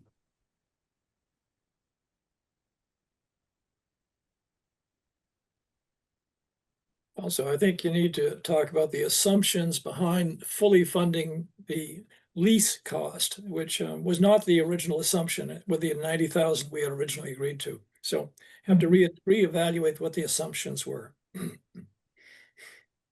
Well, I think we had those conversations in the last budget cycle. I mean, you can obviously relitigate them, but we've had that conversation several times in terms of moving away from that older model.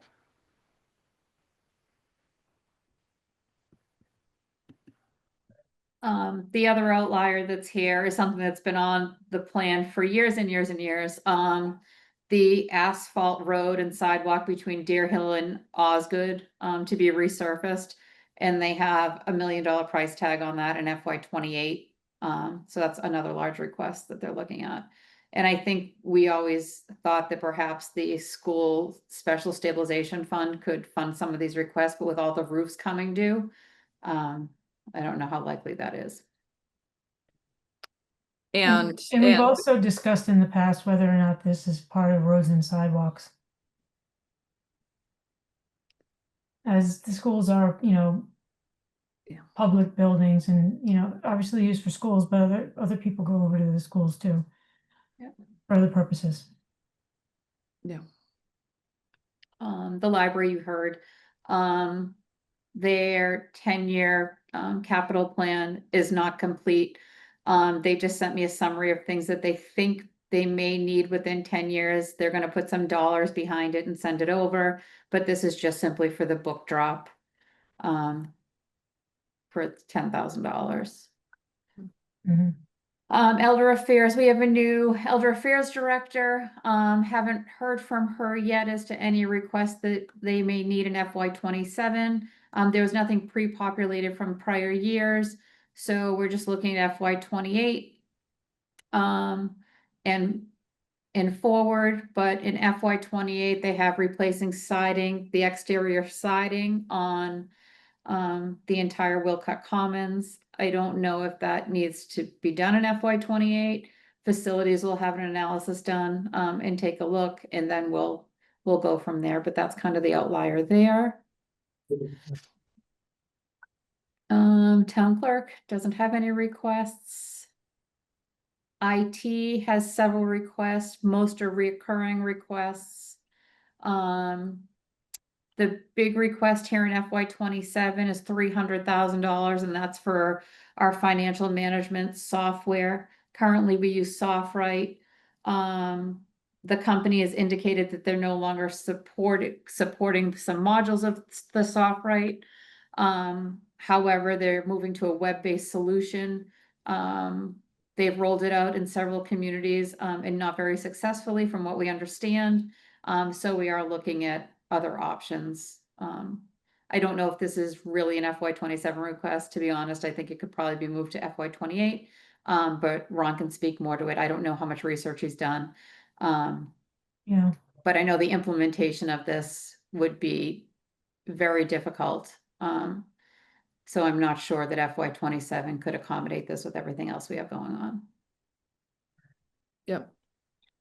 Um, You want you wanna your make a good replacement decision. business man, school business manager, you want your accounting team. I mean, it's an IT, it's an IT request, and yet it is not an IT request. And so like, that's where I would want to hear from the town accountant. I'd want to hear from the new school business manager. And I would want to hear from the treasurer collector, like all the people that are actually using SoftWrite versus IT on that one. Correct. Yeah, and I think SoftWrite has historically, it was really an accounting tool primarily for the town.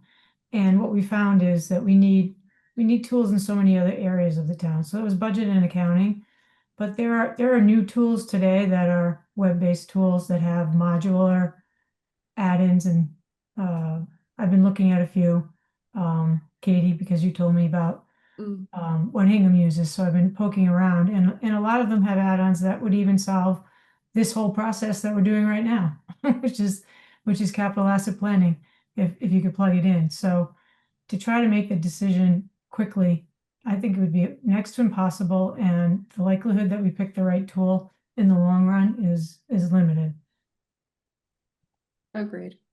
Yeah, I think you're on the right train of like, it's not, this time around, it's not just an ERP conversation, it's ERP plus your budgeting tools, your planning tools. Yeah.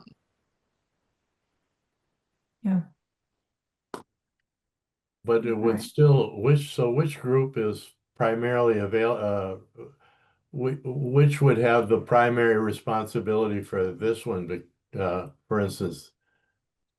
Because if you look out, I mean, for the next 10 years, it's most years it's between, 300 and $1 million. So it's a lot of money that's going into this bucket, as it's not no real surprise. The issue is that if this particular part of it is 300,000, that's maybe mainly financial, but the next slug may be, from some other organization, and they ought to talk together. I think that's what Susan and Kathy were bringing up there a little bit. Yeah, I think there was originally a controversy associated with who in fact is the responsible for software, and generally it doesn't fall under IT, because IT is really on the hardware side of things, but the software is what people use, and they ought to be the decision makers on it. So that was an argument that I thought was agreed to at some point, to I think Ron's dismay that he didn't have control over that, but I think it was the right decision at that time. Yeah, and I mean, let's remember where we were when we put in place software. We didn't have a common general ledger between the schools and the town side. So like, we needed to do something back in 2013, 2014. SoftWrite fit the bill, but flash forward, 15 years later, we're a different community. And there are different, to Susan's point, there's a lot of different other tools out there, cloud-based or otherwise, to evaluate. But no, Rob, to answer your question, I mean, the school business manager, who is basically the accountant for the schools, the town accountant, and the treasurer collector, and whoever holds the finance director position, are the ones that really have to make the initial recommendation. Yeah. I mean, you're gonna have to do a feasibility study and figure out, the features people are looking for. It just takes time. Done right, it'll be very successful. And I mean, this is not unusual. Companies go through this all the time. Their software, they age out of their software. They grow into different business channels and sectors, and their software doesn't support it. So there's there's a common practice of how to do a study for selecting software.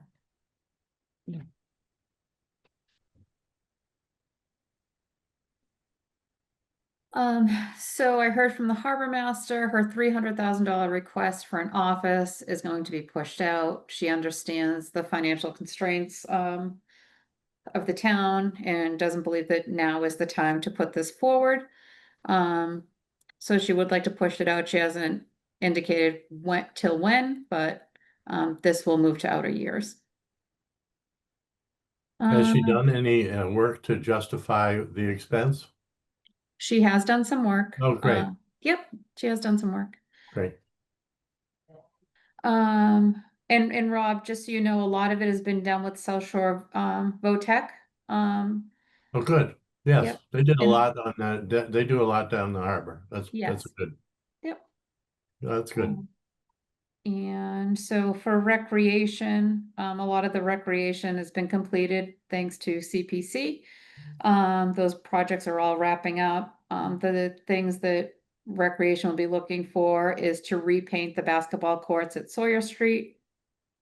As well as line striping the Sawyer Street parking lot. So those are their two requests. I Eight. apologize for this, but I have a question.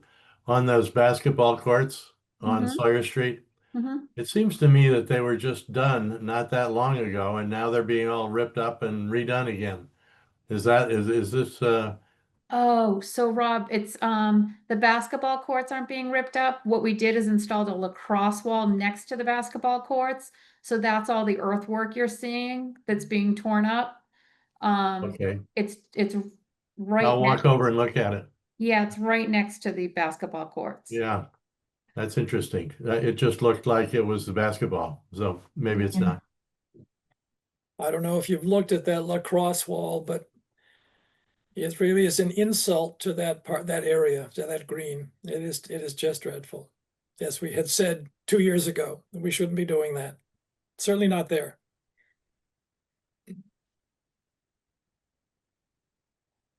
Okay. There's a lot of lacrosse families now, and so Yeah. I'll let them, That let them doesn't, comment. no, that doesn't mean that we should destroy our beautiful, beautiful parks. I mean, I just don't agree with that approach. That thing could have gone somewhere else, but it surely doesn't belong so visible as you drive up and down Sawyer Street. That is really obnoxious, to be perfectly honest with you. Mm. No judgment here. Well, the good news is it is movable. If it becomes a real Yeah, bone of contention for people, it can be relocated. Yeah, That was one of the benefits of it. But with respect to the painting the courts, not that I like spending money, but I think that is a great example of just how well used those courts have been. That investment was a very good one. The basketball courts. Yeah. Yeah, I agree. That whole area they've done a nice job on it. And just think, in a few years at 138, the 135 King Street, that we'll have another facility ready to be removed and so on. Tongue in cheek, obviously. Yeah. Okay. So the water department submitted their 10-year capital request. They had a great document showing everything that would need to be done.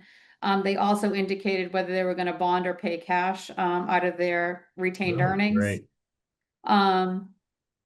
So, we have this large request here for $6 million to upgrade the Lily Pond Yeah, residual area. We've been talking about that for quite some time. yes. And then the other thing would be the water main replacement of Atlantic Avenue at $1.4 million. Both projects would be bonded.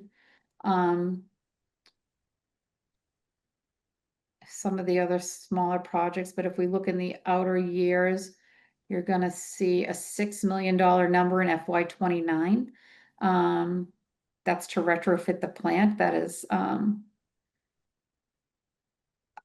believe that is just simply a study to retrofit the plant. That And then has to be more than a study for 6 million. I can get clarification on that. Okay, And then if you look in the outer years, they have a $50 million number in FY 32, and that is the replacement of the plant. Obviously, between now and then, there'll be a lot of discussions, a lot of studies. I know we were currently working with MWRA to see if that was feasible. I'm sure there'll be some other studies following up on the MWRA study. So while this is their 10-year plan now, I'm sure things may change. well, it looks like they're going about it in a credible fashion, so that's promising. And they're preparing the town for, continuing high expenditures. I agree, Rob. And then when we talk about the sewer department, they just completed a total asset management review of their entire plant.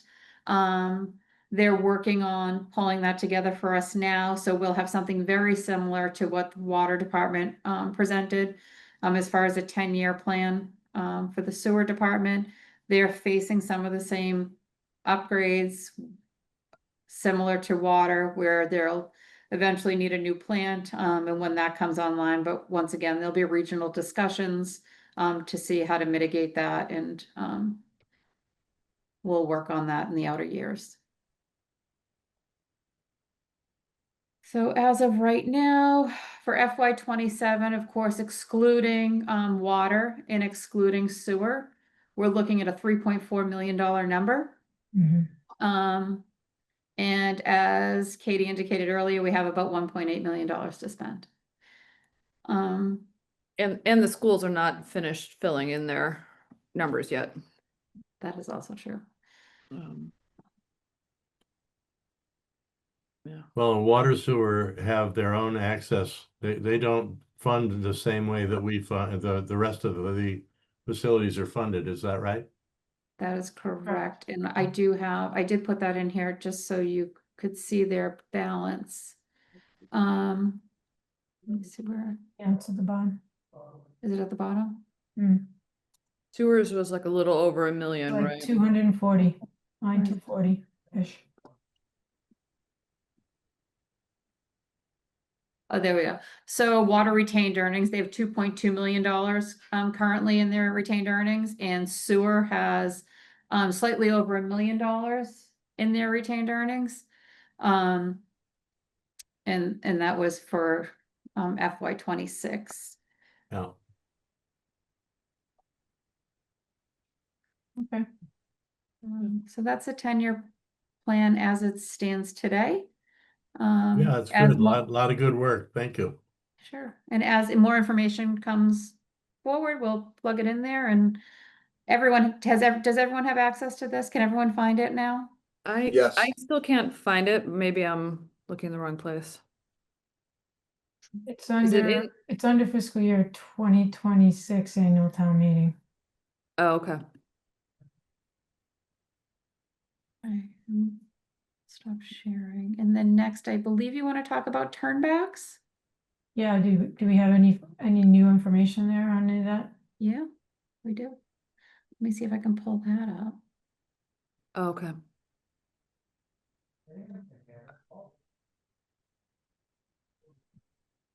Let's see. Michelle, do you mind if I move the 10-year plan into the The right folder? 27 folder? No, go ahead. Okay. Let's see. All right, one of my final acts of organization. Or OCD, however you want to See where the turnbacks are. Do you know where those are, Katie? Yes. That was in I think it was in the special town meeting one, yeah, sorry.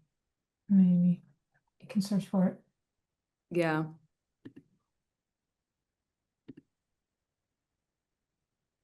See, this is where my OCD is not helpful.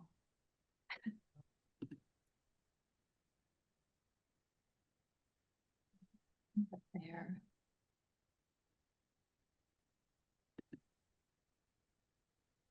Mm, Oh, here we go. I have it.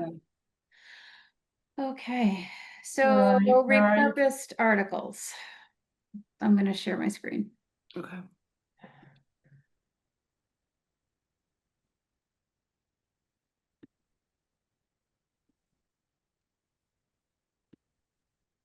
Okay, can everyone see this, my screen? Yes, Yes. Okay, Can you hit that little carrot at the top where it says repurposed articles, the little drop down?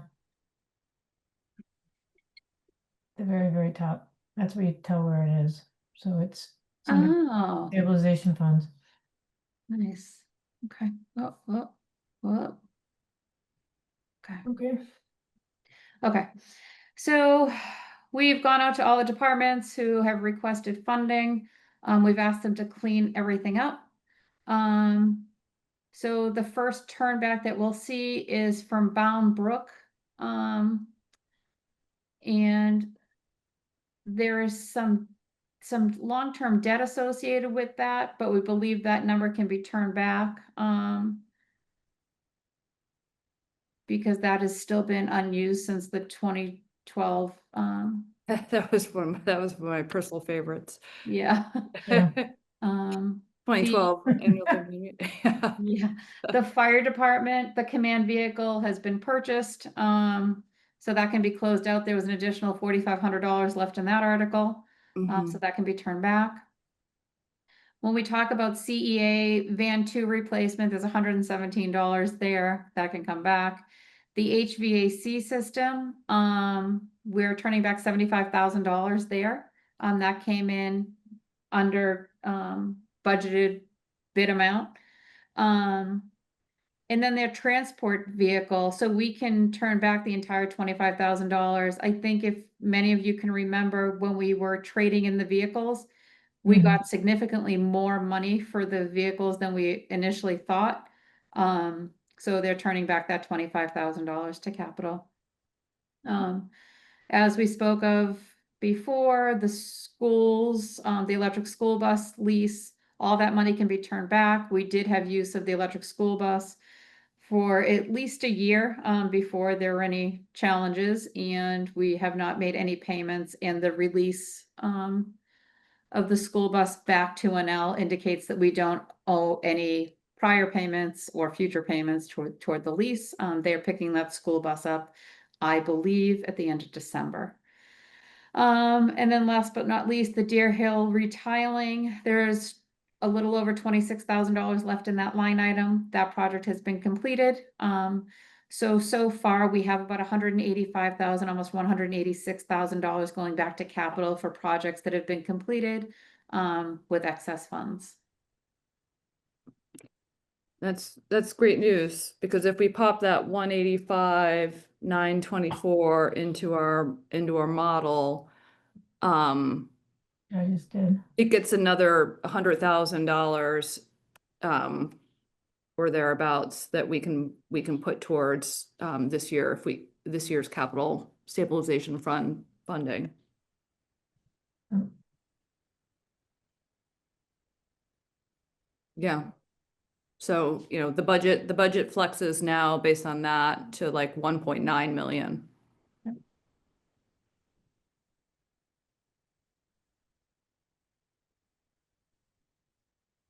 And as additional projects close out, we'll make sure all the money's turned back.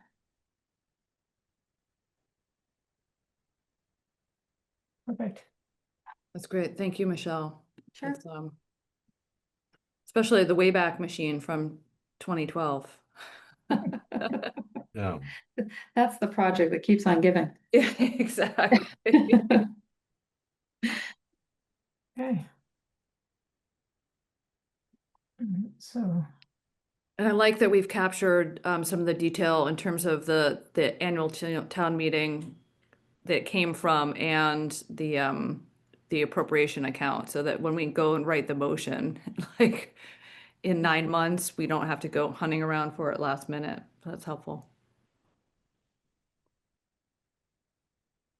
Okay, so thank you, Michelle. That was very informative.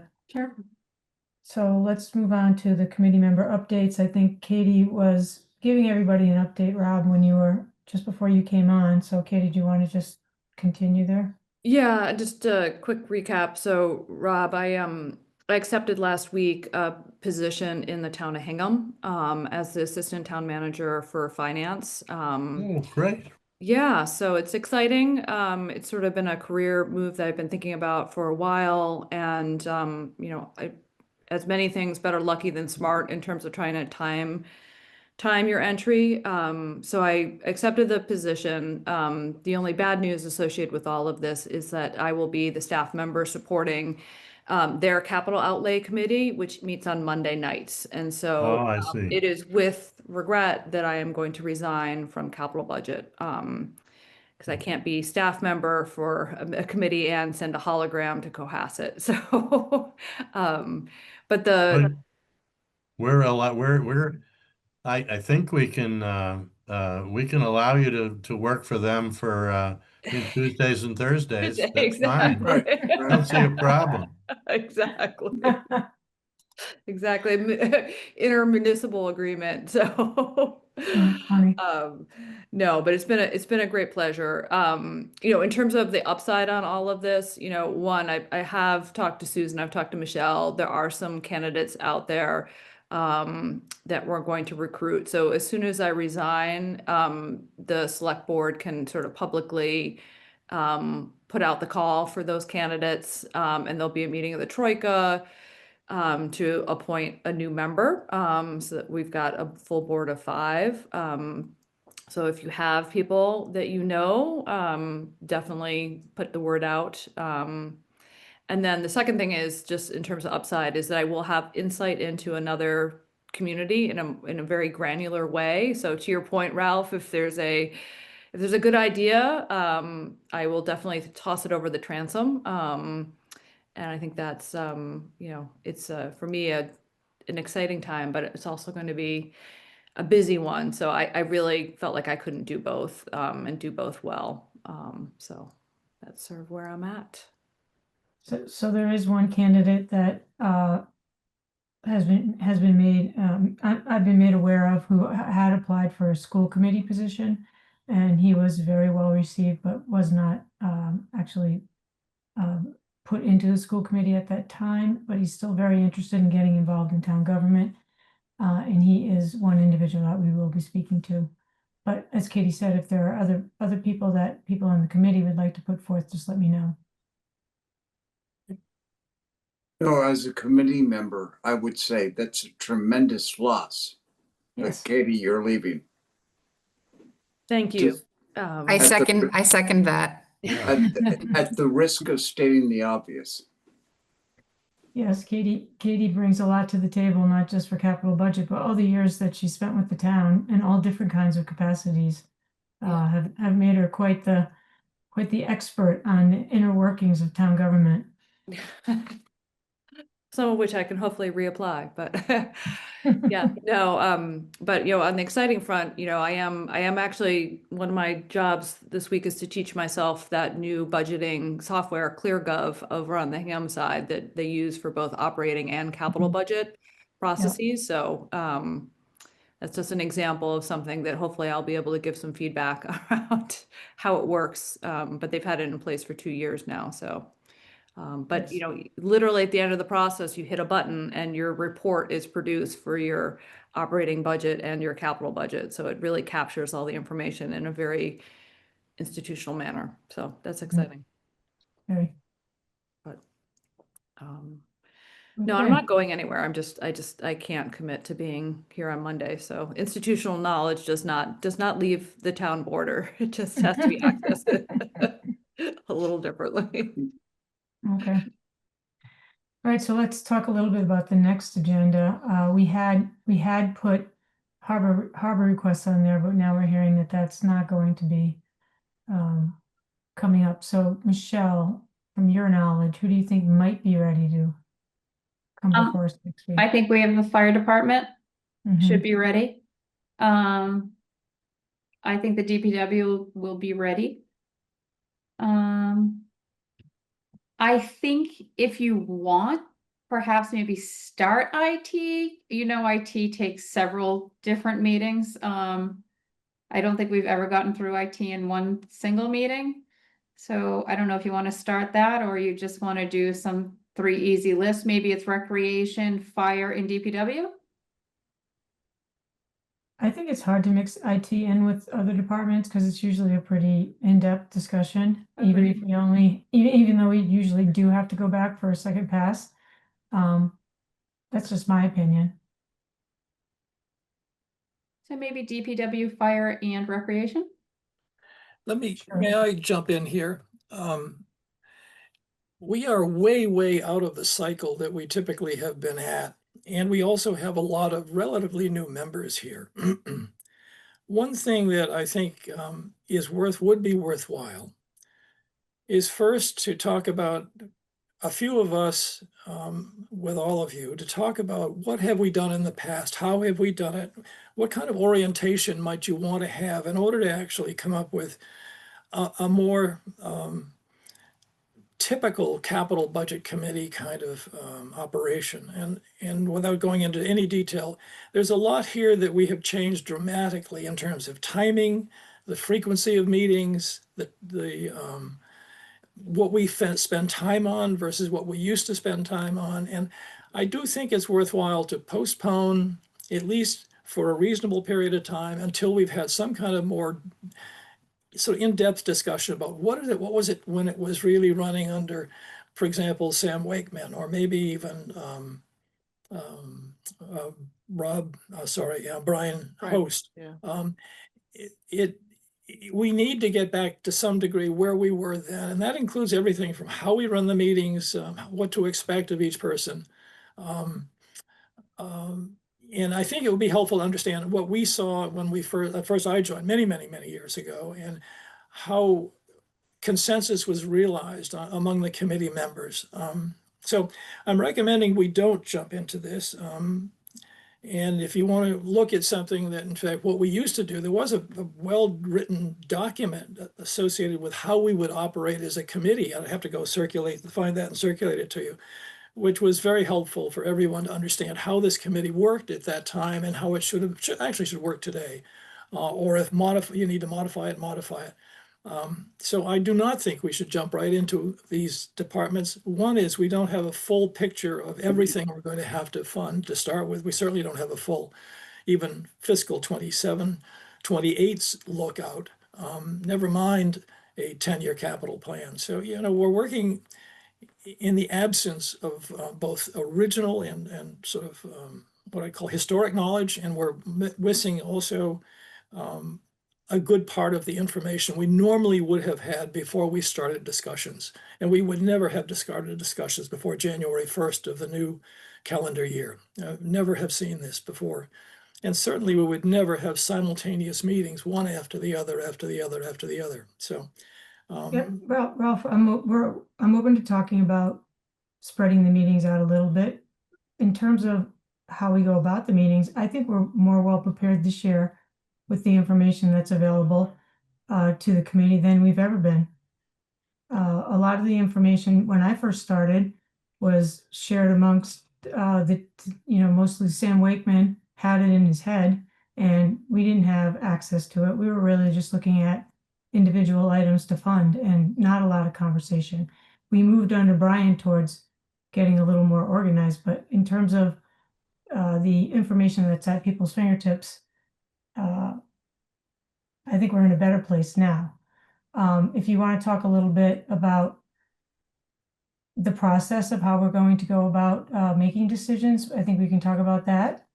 And we can talk about spreading the meetings out. I do know some other committees don't meet week to week. They meet every other week.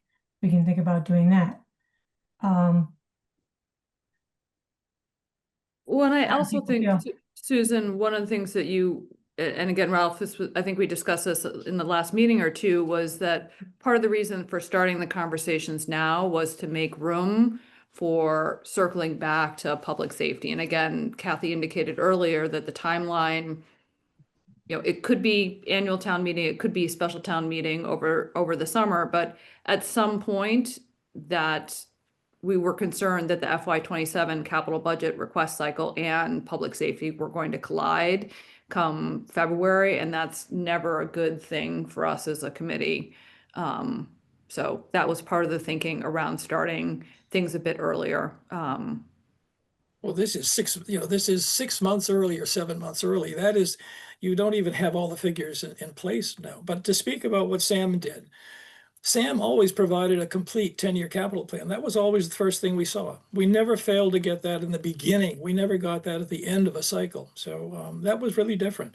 Yes, we focused on the articles, but that's what our business is. Our business is to decide whether or not the requests by any specific department not only were worthwhile, but fit into a matrix of some sort that allowed us to make some kind of a prioritization. In fact, we spent a great deal of time on prioritizing things, including looking at the structure of what a good priority matrix would look like. And we've dropped all of that.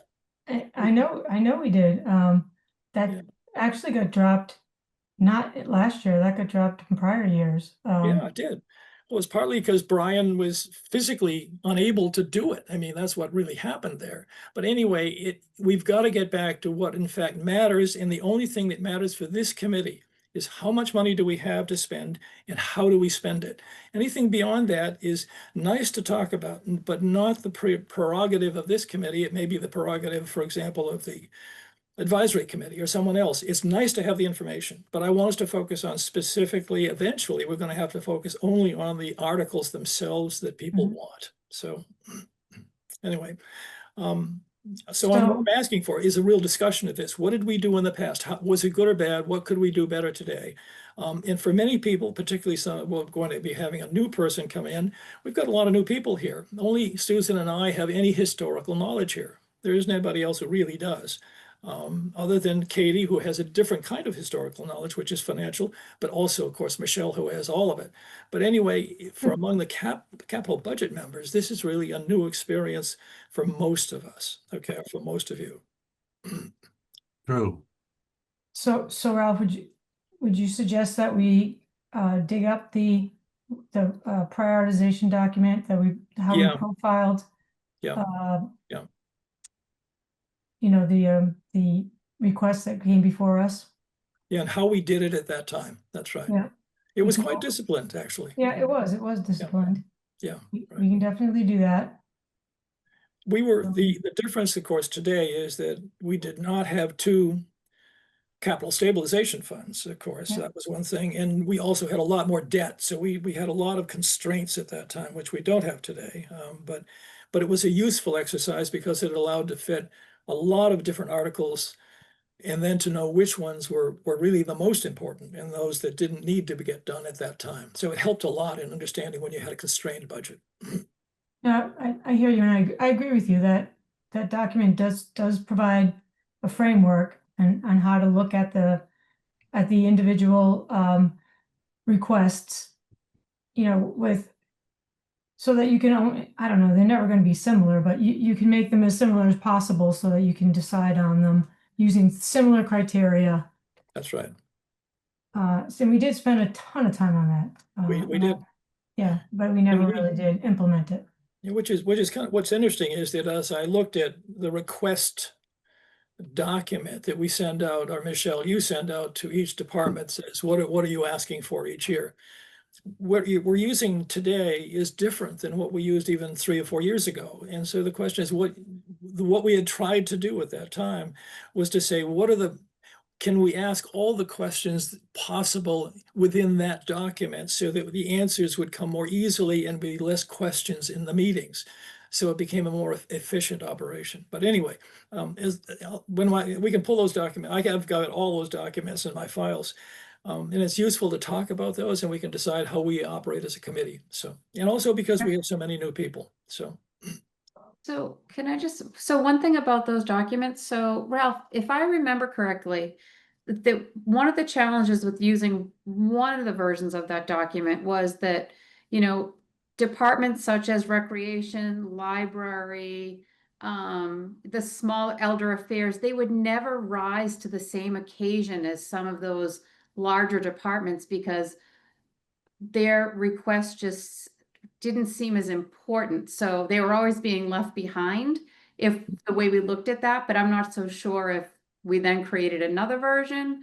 Because I do remember that being a challenge. We did, Michelle. We went back and took a second crack at it. Yeah. The one we have published on our own website is not the one we use. Right. The one we actually show as a capital budget committee document is not the one we're using today, which is interesting. I mean, I'm going back into my Wayback Machine, but because I literally, Ellen and I, there was a year when we didn't have a school business manager where Ellen and I literally did all the capital submission forms. And the cover sheet, the Capital Crest funding form, to my recollection, is very similar to what we use today. But I don't know if there were any twists and turns after 2018. So, I mean, to your point, Ralph, there's a lot of history here in terms of like different strategies that have been used in different funding forms. And, you know, if you want to line them up and make some judgments around, you know, what worked, what didn't work, you know, combining them, now is certainly the moment. I guess what I would say is, again, that I feel like some of the departments are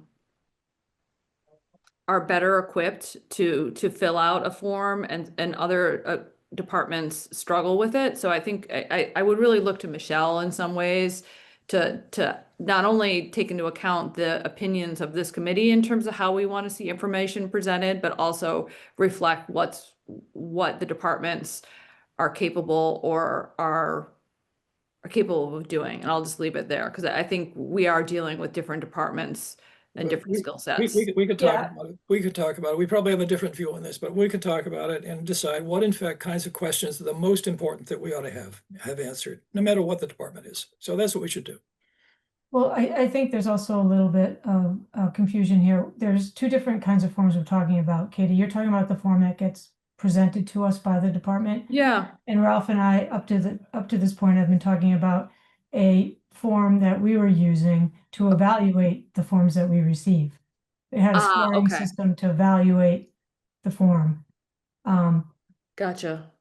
One of the biggest steps that we've made as a town, having OneDrive, has been the ability to provide more than just the words on that paper. Back in the day, we used to just get that piece of paper, no pictures, no nothing to go with it, and the pictures tell a big part of the story, and so do charts and graphs.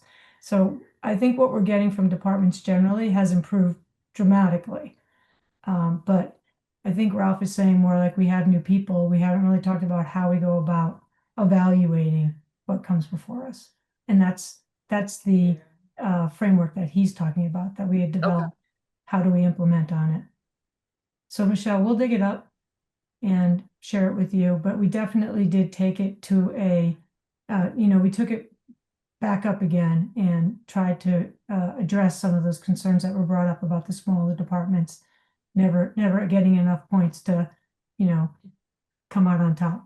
So I'm clearly misremembering, but if this is a document for this committee to then prioritize, then it's not something that our department heads No, even need to no, they be don't. involved with, right? Okay. Correct. We just need to be sure that when we're looking at the document that we want to use, that we have the information provided. So it does back into Yes. what you ask the departments to do, but it backs into it. Okay. Mhm. Right. Yeah. Okay. All right, so Ralph, since you seem to know what that last draft is, if you would share it with me first. Oh, I'll be delighted to. Sure. Yeah.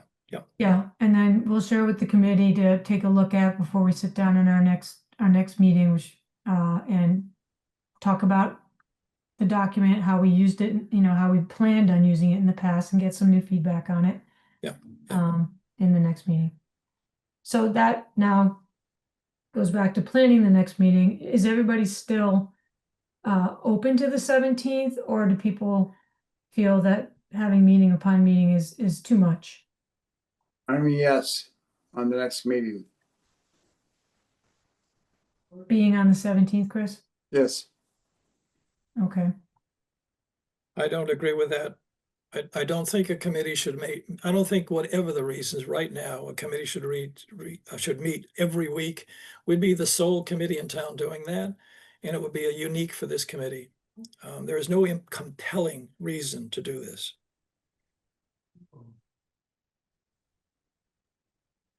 Well, if we don't meet, we had decided that the 24th would be the meeting that we would skip because it's Thanksgiving week. So if we don't meet next week, we wouldn't be meeting till December 1st. I mean, I would prefer, especially if we're gonna go over a way that we're gonna, an evaluation, how we're gonna evaluate and prioritize projects. If we're going to do that, then I think it makes sense to have the meeting next week and do that, so that then when the other departments come, we have in our head how we're supposed to be evaluating them. So I think that might be a good use of next Monday's meeting. And then that could put us on the schedule of December 1st, December 15th, December 29th, skipping Christmas week. Does that sound good to people? Or I would even skip the week of the 29th. The 29th as too, well, just yeah, because which then, is- like, yeah, that's, yeah, which is, those 2 okay. weeks, people disappear. okay. Let's do that. So December 1st, December 15th. And that puts us into January 5th. Yeah, I kind of agree with Kathy. If we're going to take a week away from actually looking at requests, let's set the table by having a meeting about the operation, the operation of the committee and our evaluation criteria so that we're ready. Yeah. Right. Excellent. So when is that, Susan? That meeting is, That meeting is the 17th. We'll have one more meeting, back to back here, and then we're gonna take a week in between off and go on an every other week schedule, except for the week of Christmas and the 29th, they'll both be off. thank you. And then that will give us time to get through the big things are always gonna be schools and IT, and of course, the public safety building, if it does come back in front of us, for annual.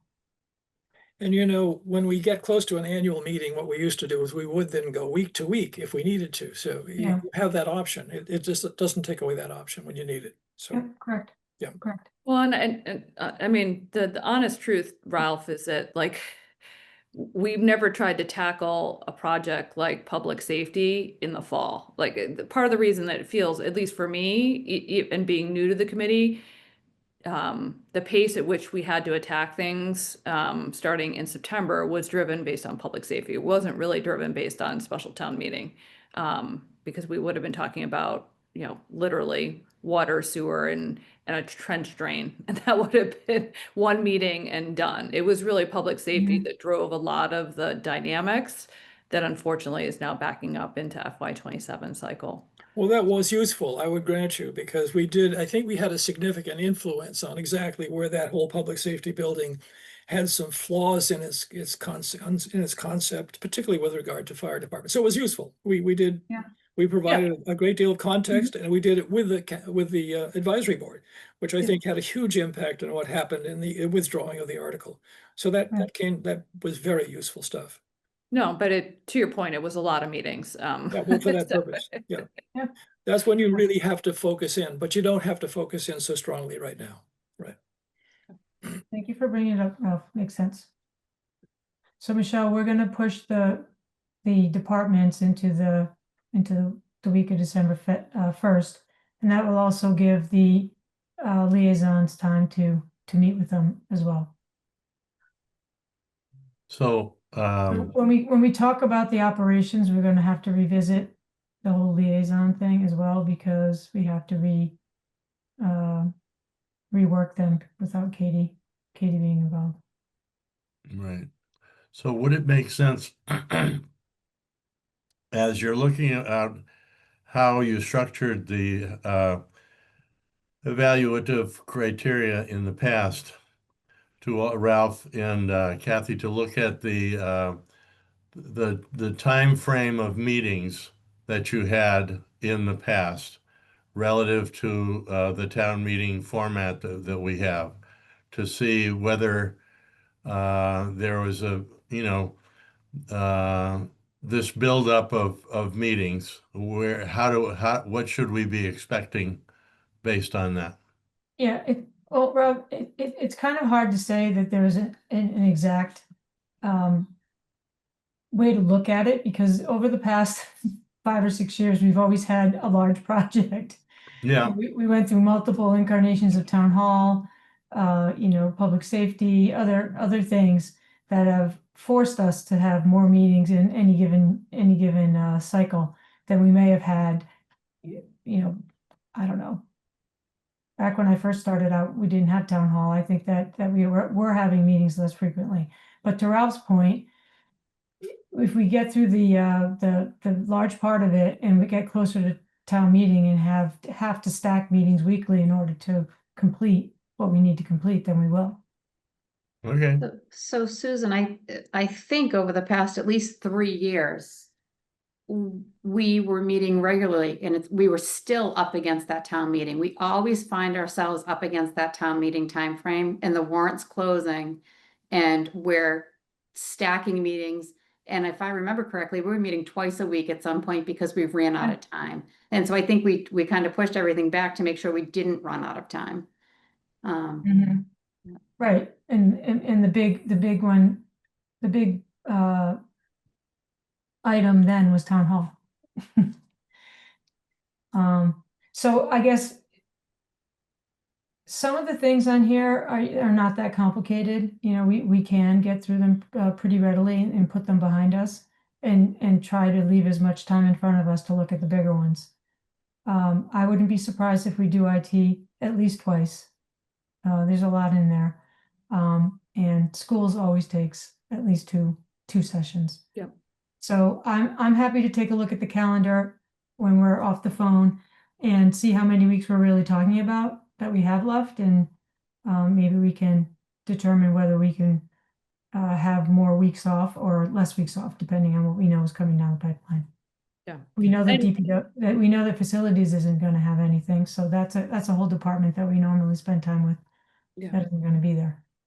And the reality is that our vote has to be done before advisory will vote and before select board will vote. So when we look at the calendar, we are always having to conclude our deliberations and our votings, at least, 10 days to 2 weeks before select board and advisory, which means middle of March usually. And even with that, they ignored us, which is the other side of it. Well, Yeah, you I have mean, to I think last year- revote. You have to revote based on the specific wording of the warrant. So, Well, what we have found, at least with the spreadsheet that we're used to looking at now, that we've been using for the last 4 or 5 years, where we actually list everything that we've heard, and when we vote on it, that has helped a lot. And at the end, Ralph, I think you could concur that when it comes down to the last couple meetings of voting anything but the big gorilla in the room, we're usually pretty well prepared to go through that voting process. Yeah, it is true. Yeah, it's usually one thing that seems to hang us up for sure. Yep. Yeah, Mhm. right. Yeah. Okay. And I think we took our last votes it was really everything we were ready to vote on except for the town hall, which lingered until the end of March. And we basically knew where we were landing on everything else by the end of February, which is a good place to be, because to your point, there's always something that's tripping us up a little bit. And then we need an extra meeting or two for. Yeah. Okay. So I'm going to say November 17th is just, again, the updates, any updates on the capital plan, any update on public safety, any update I might have on the long-term, long-range planning committee, and then committee operations and evaluation criteria and reallocation of the liaison responsibilities. Does that work for everybody? Is there any Yes. chance we're going to get a new member in the next week. Is that realistic or is that not to happen? Not to happen. Okay. All right. Okay. So I think we're gonna put it on the select board agenda for next week to talk about, putting it out there to the community to get Okay. applications, and then Okay. the Troika will have to meet again.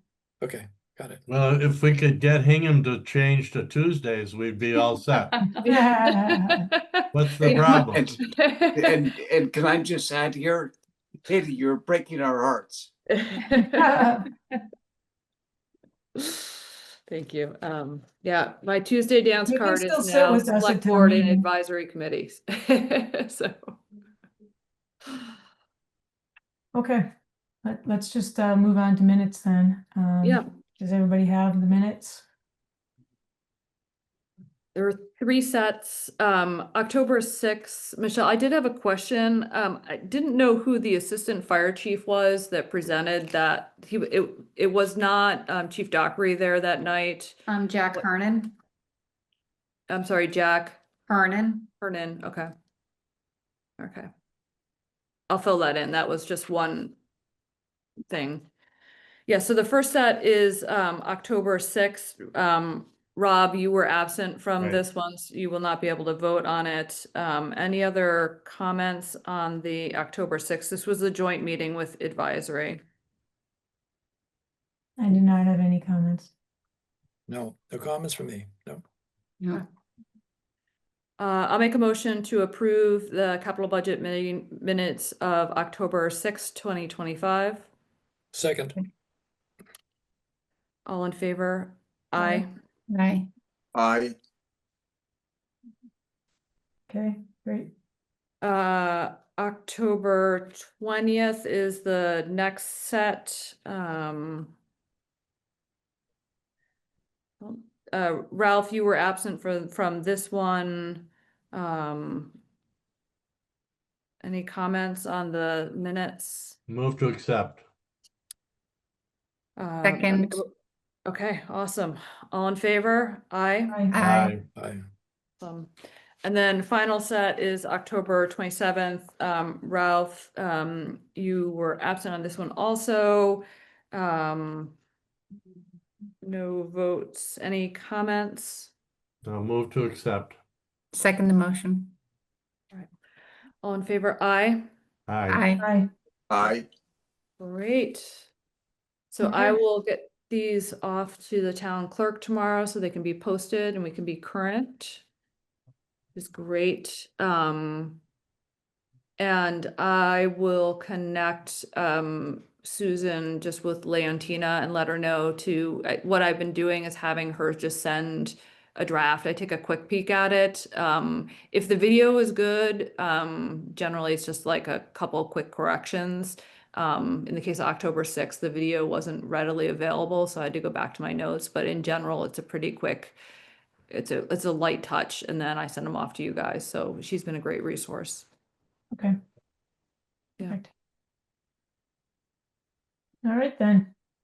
Do I have a motion to adjourn? Second, so moved. All in Aye. favor? Awesome, guys. All right, I will see everybody around town. Don't be a stranger. I will not.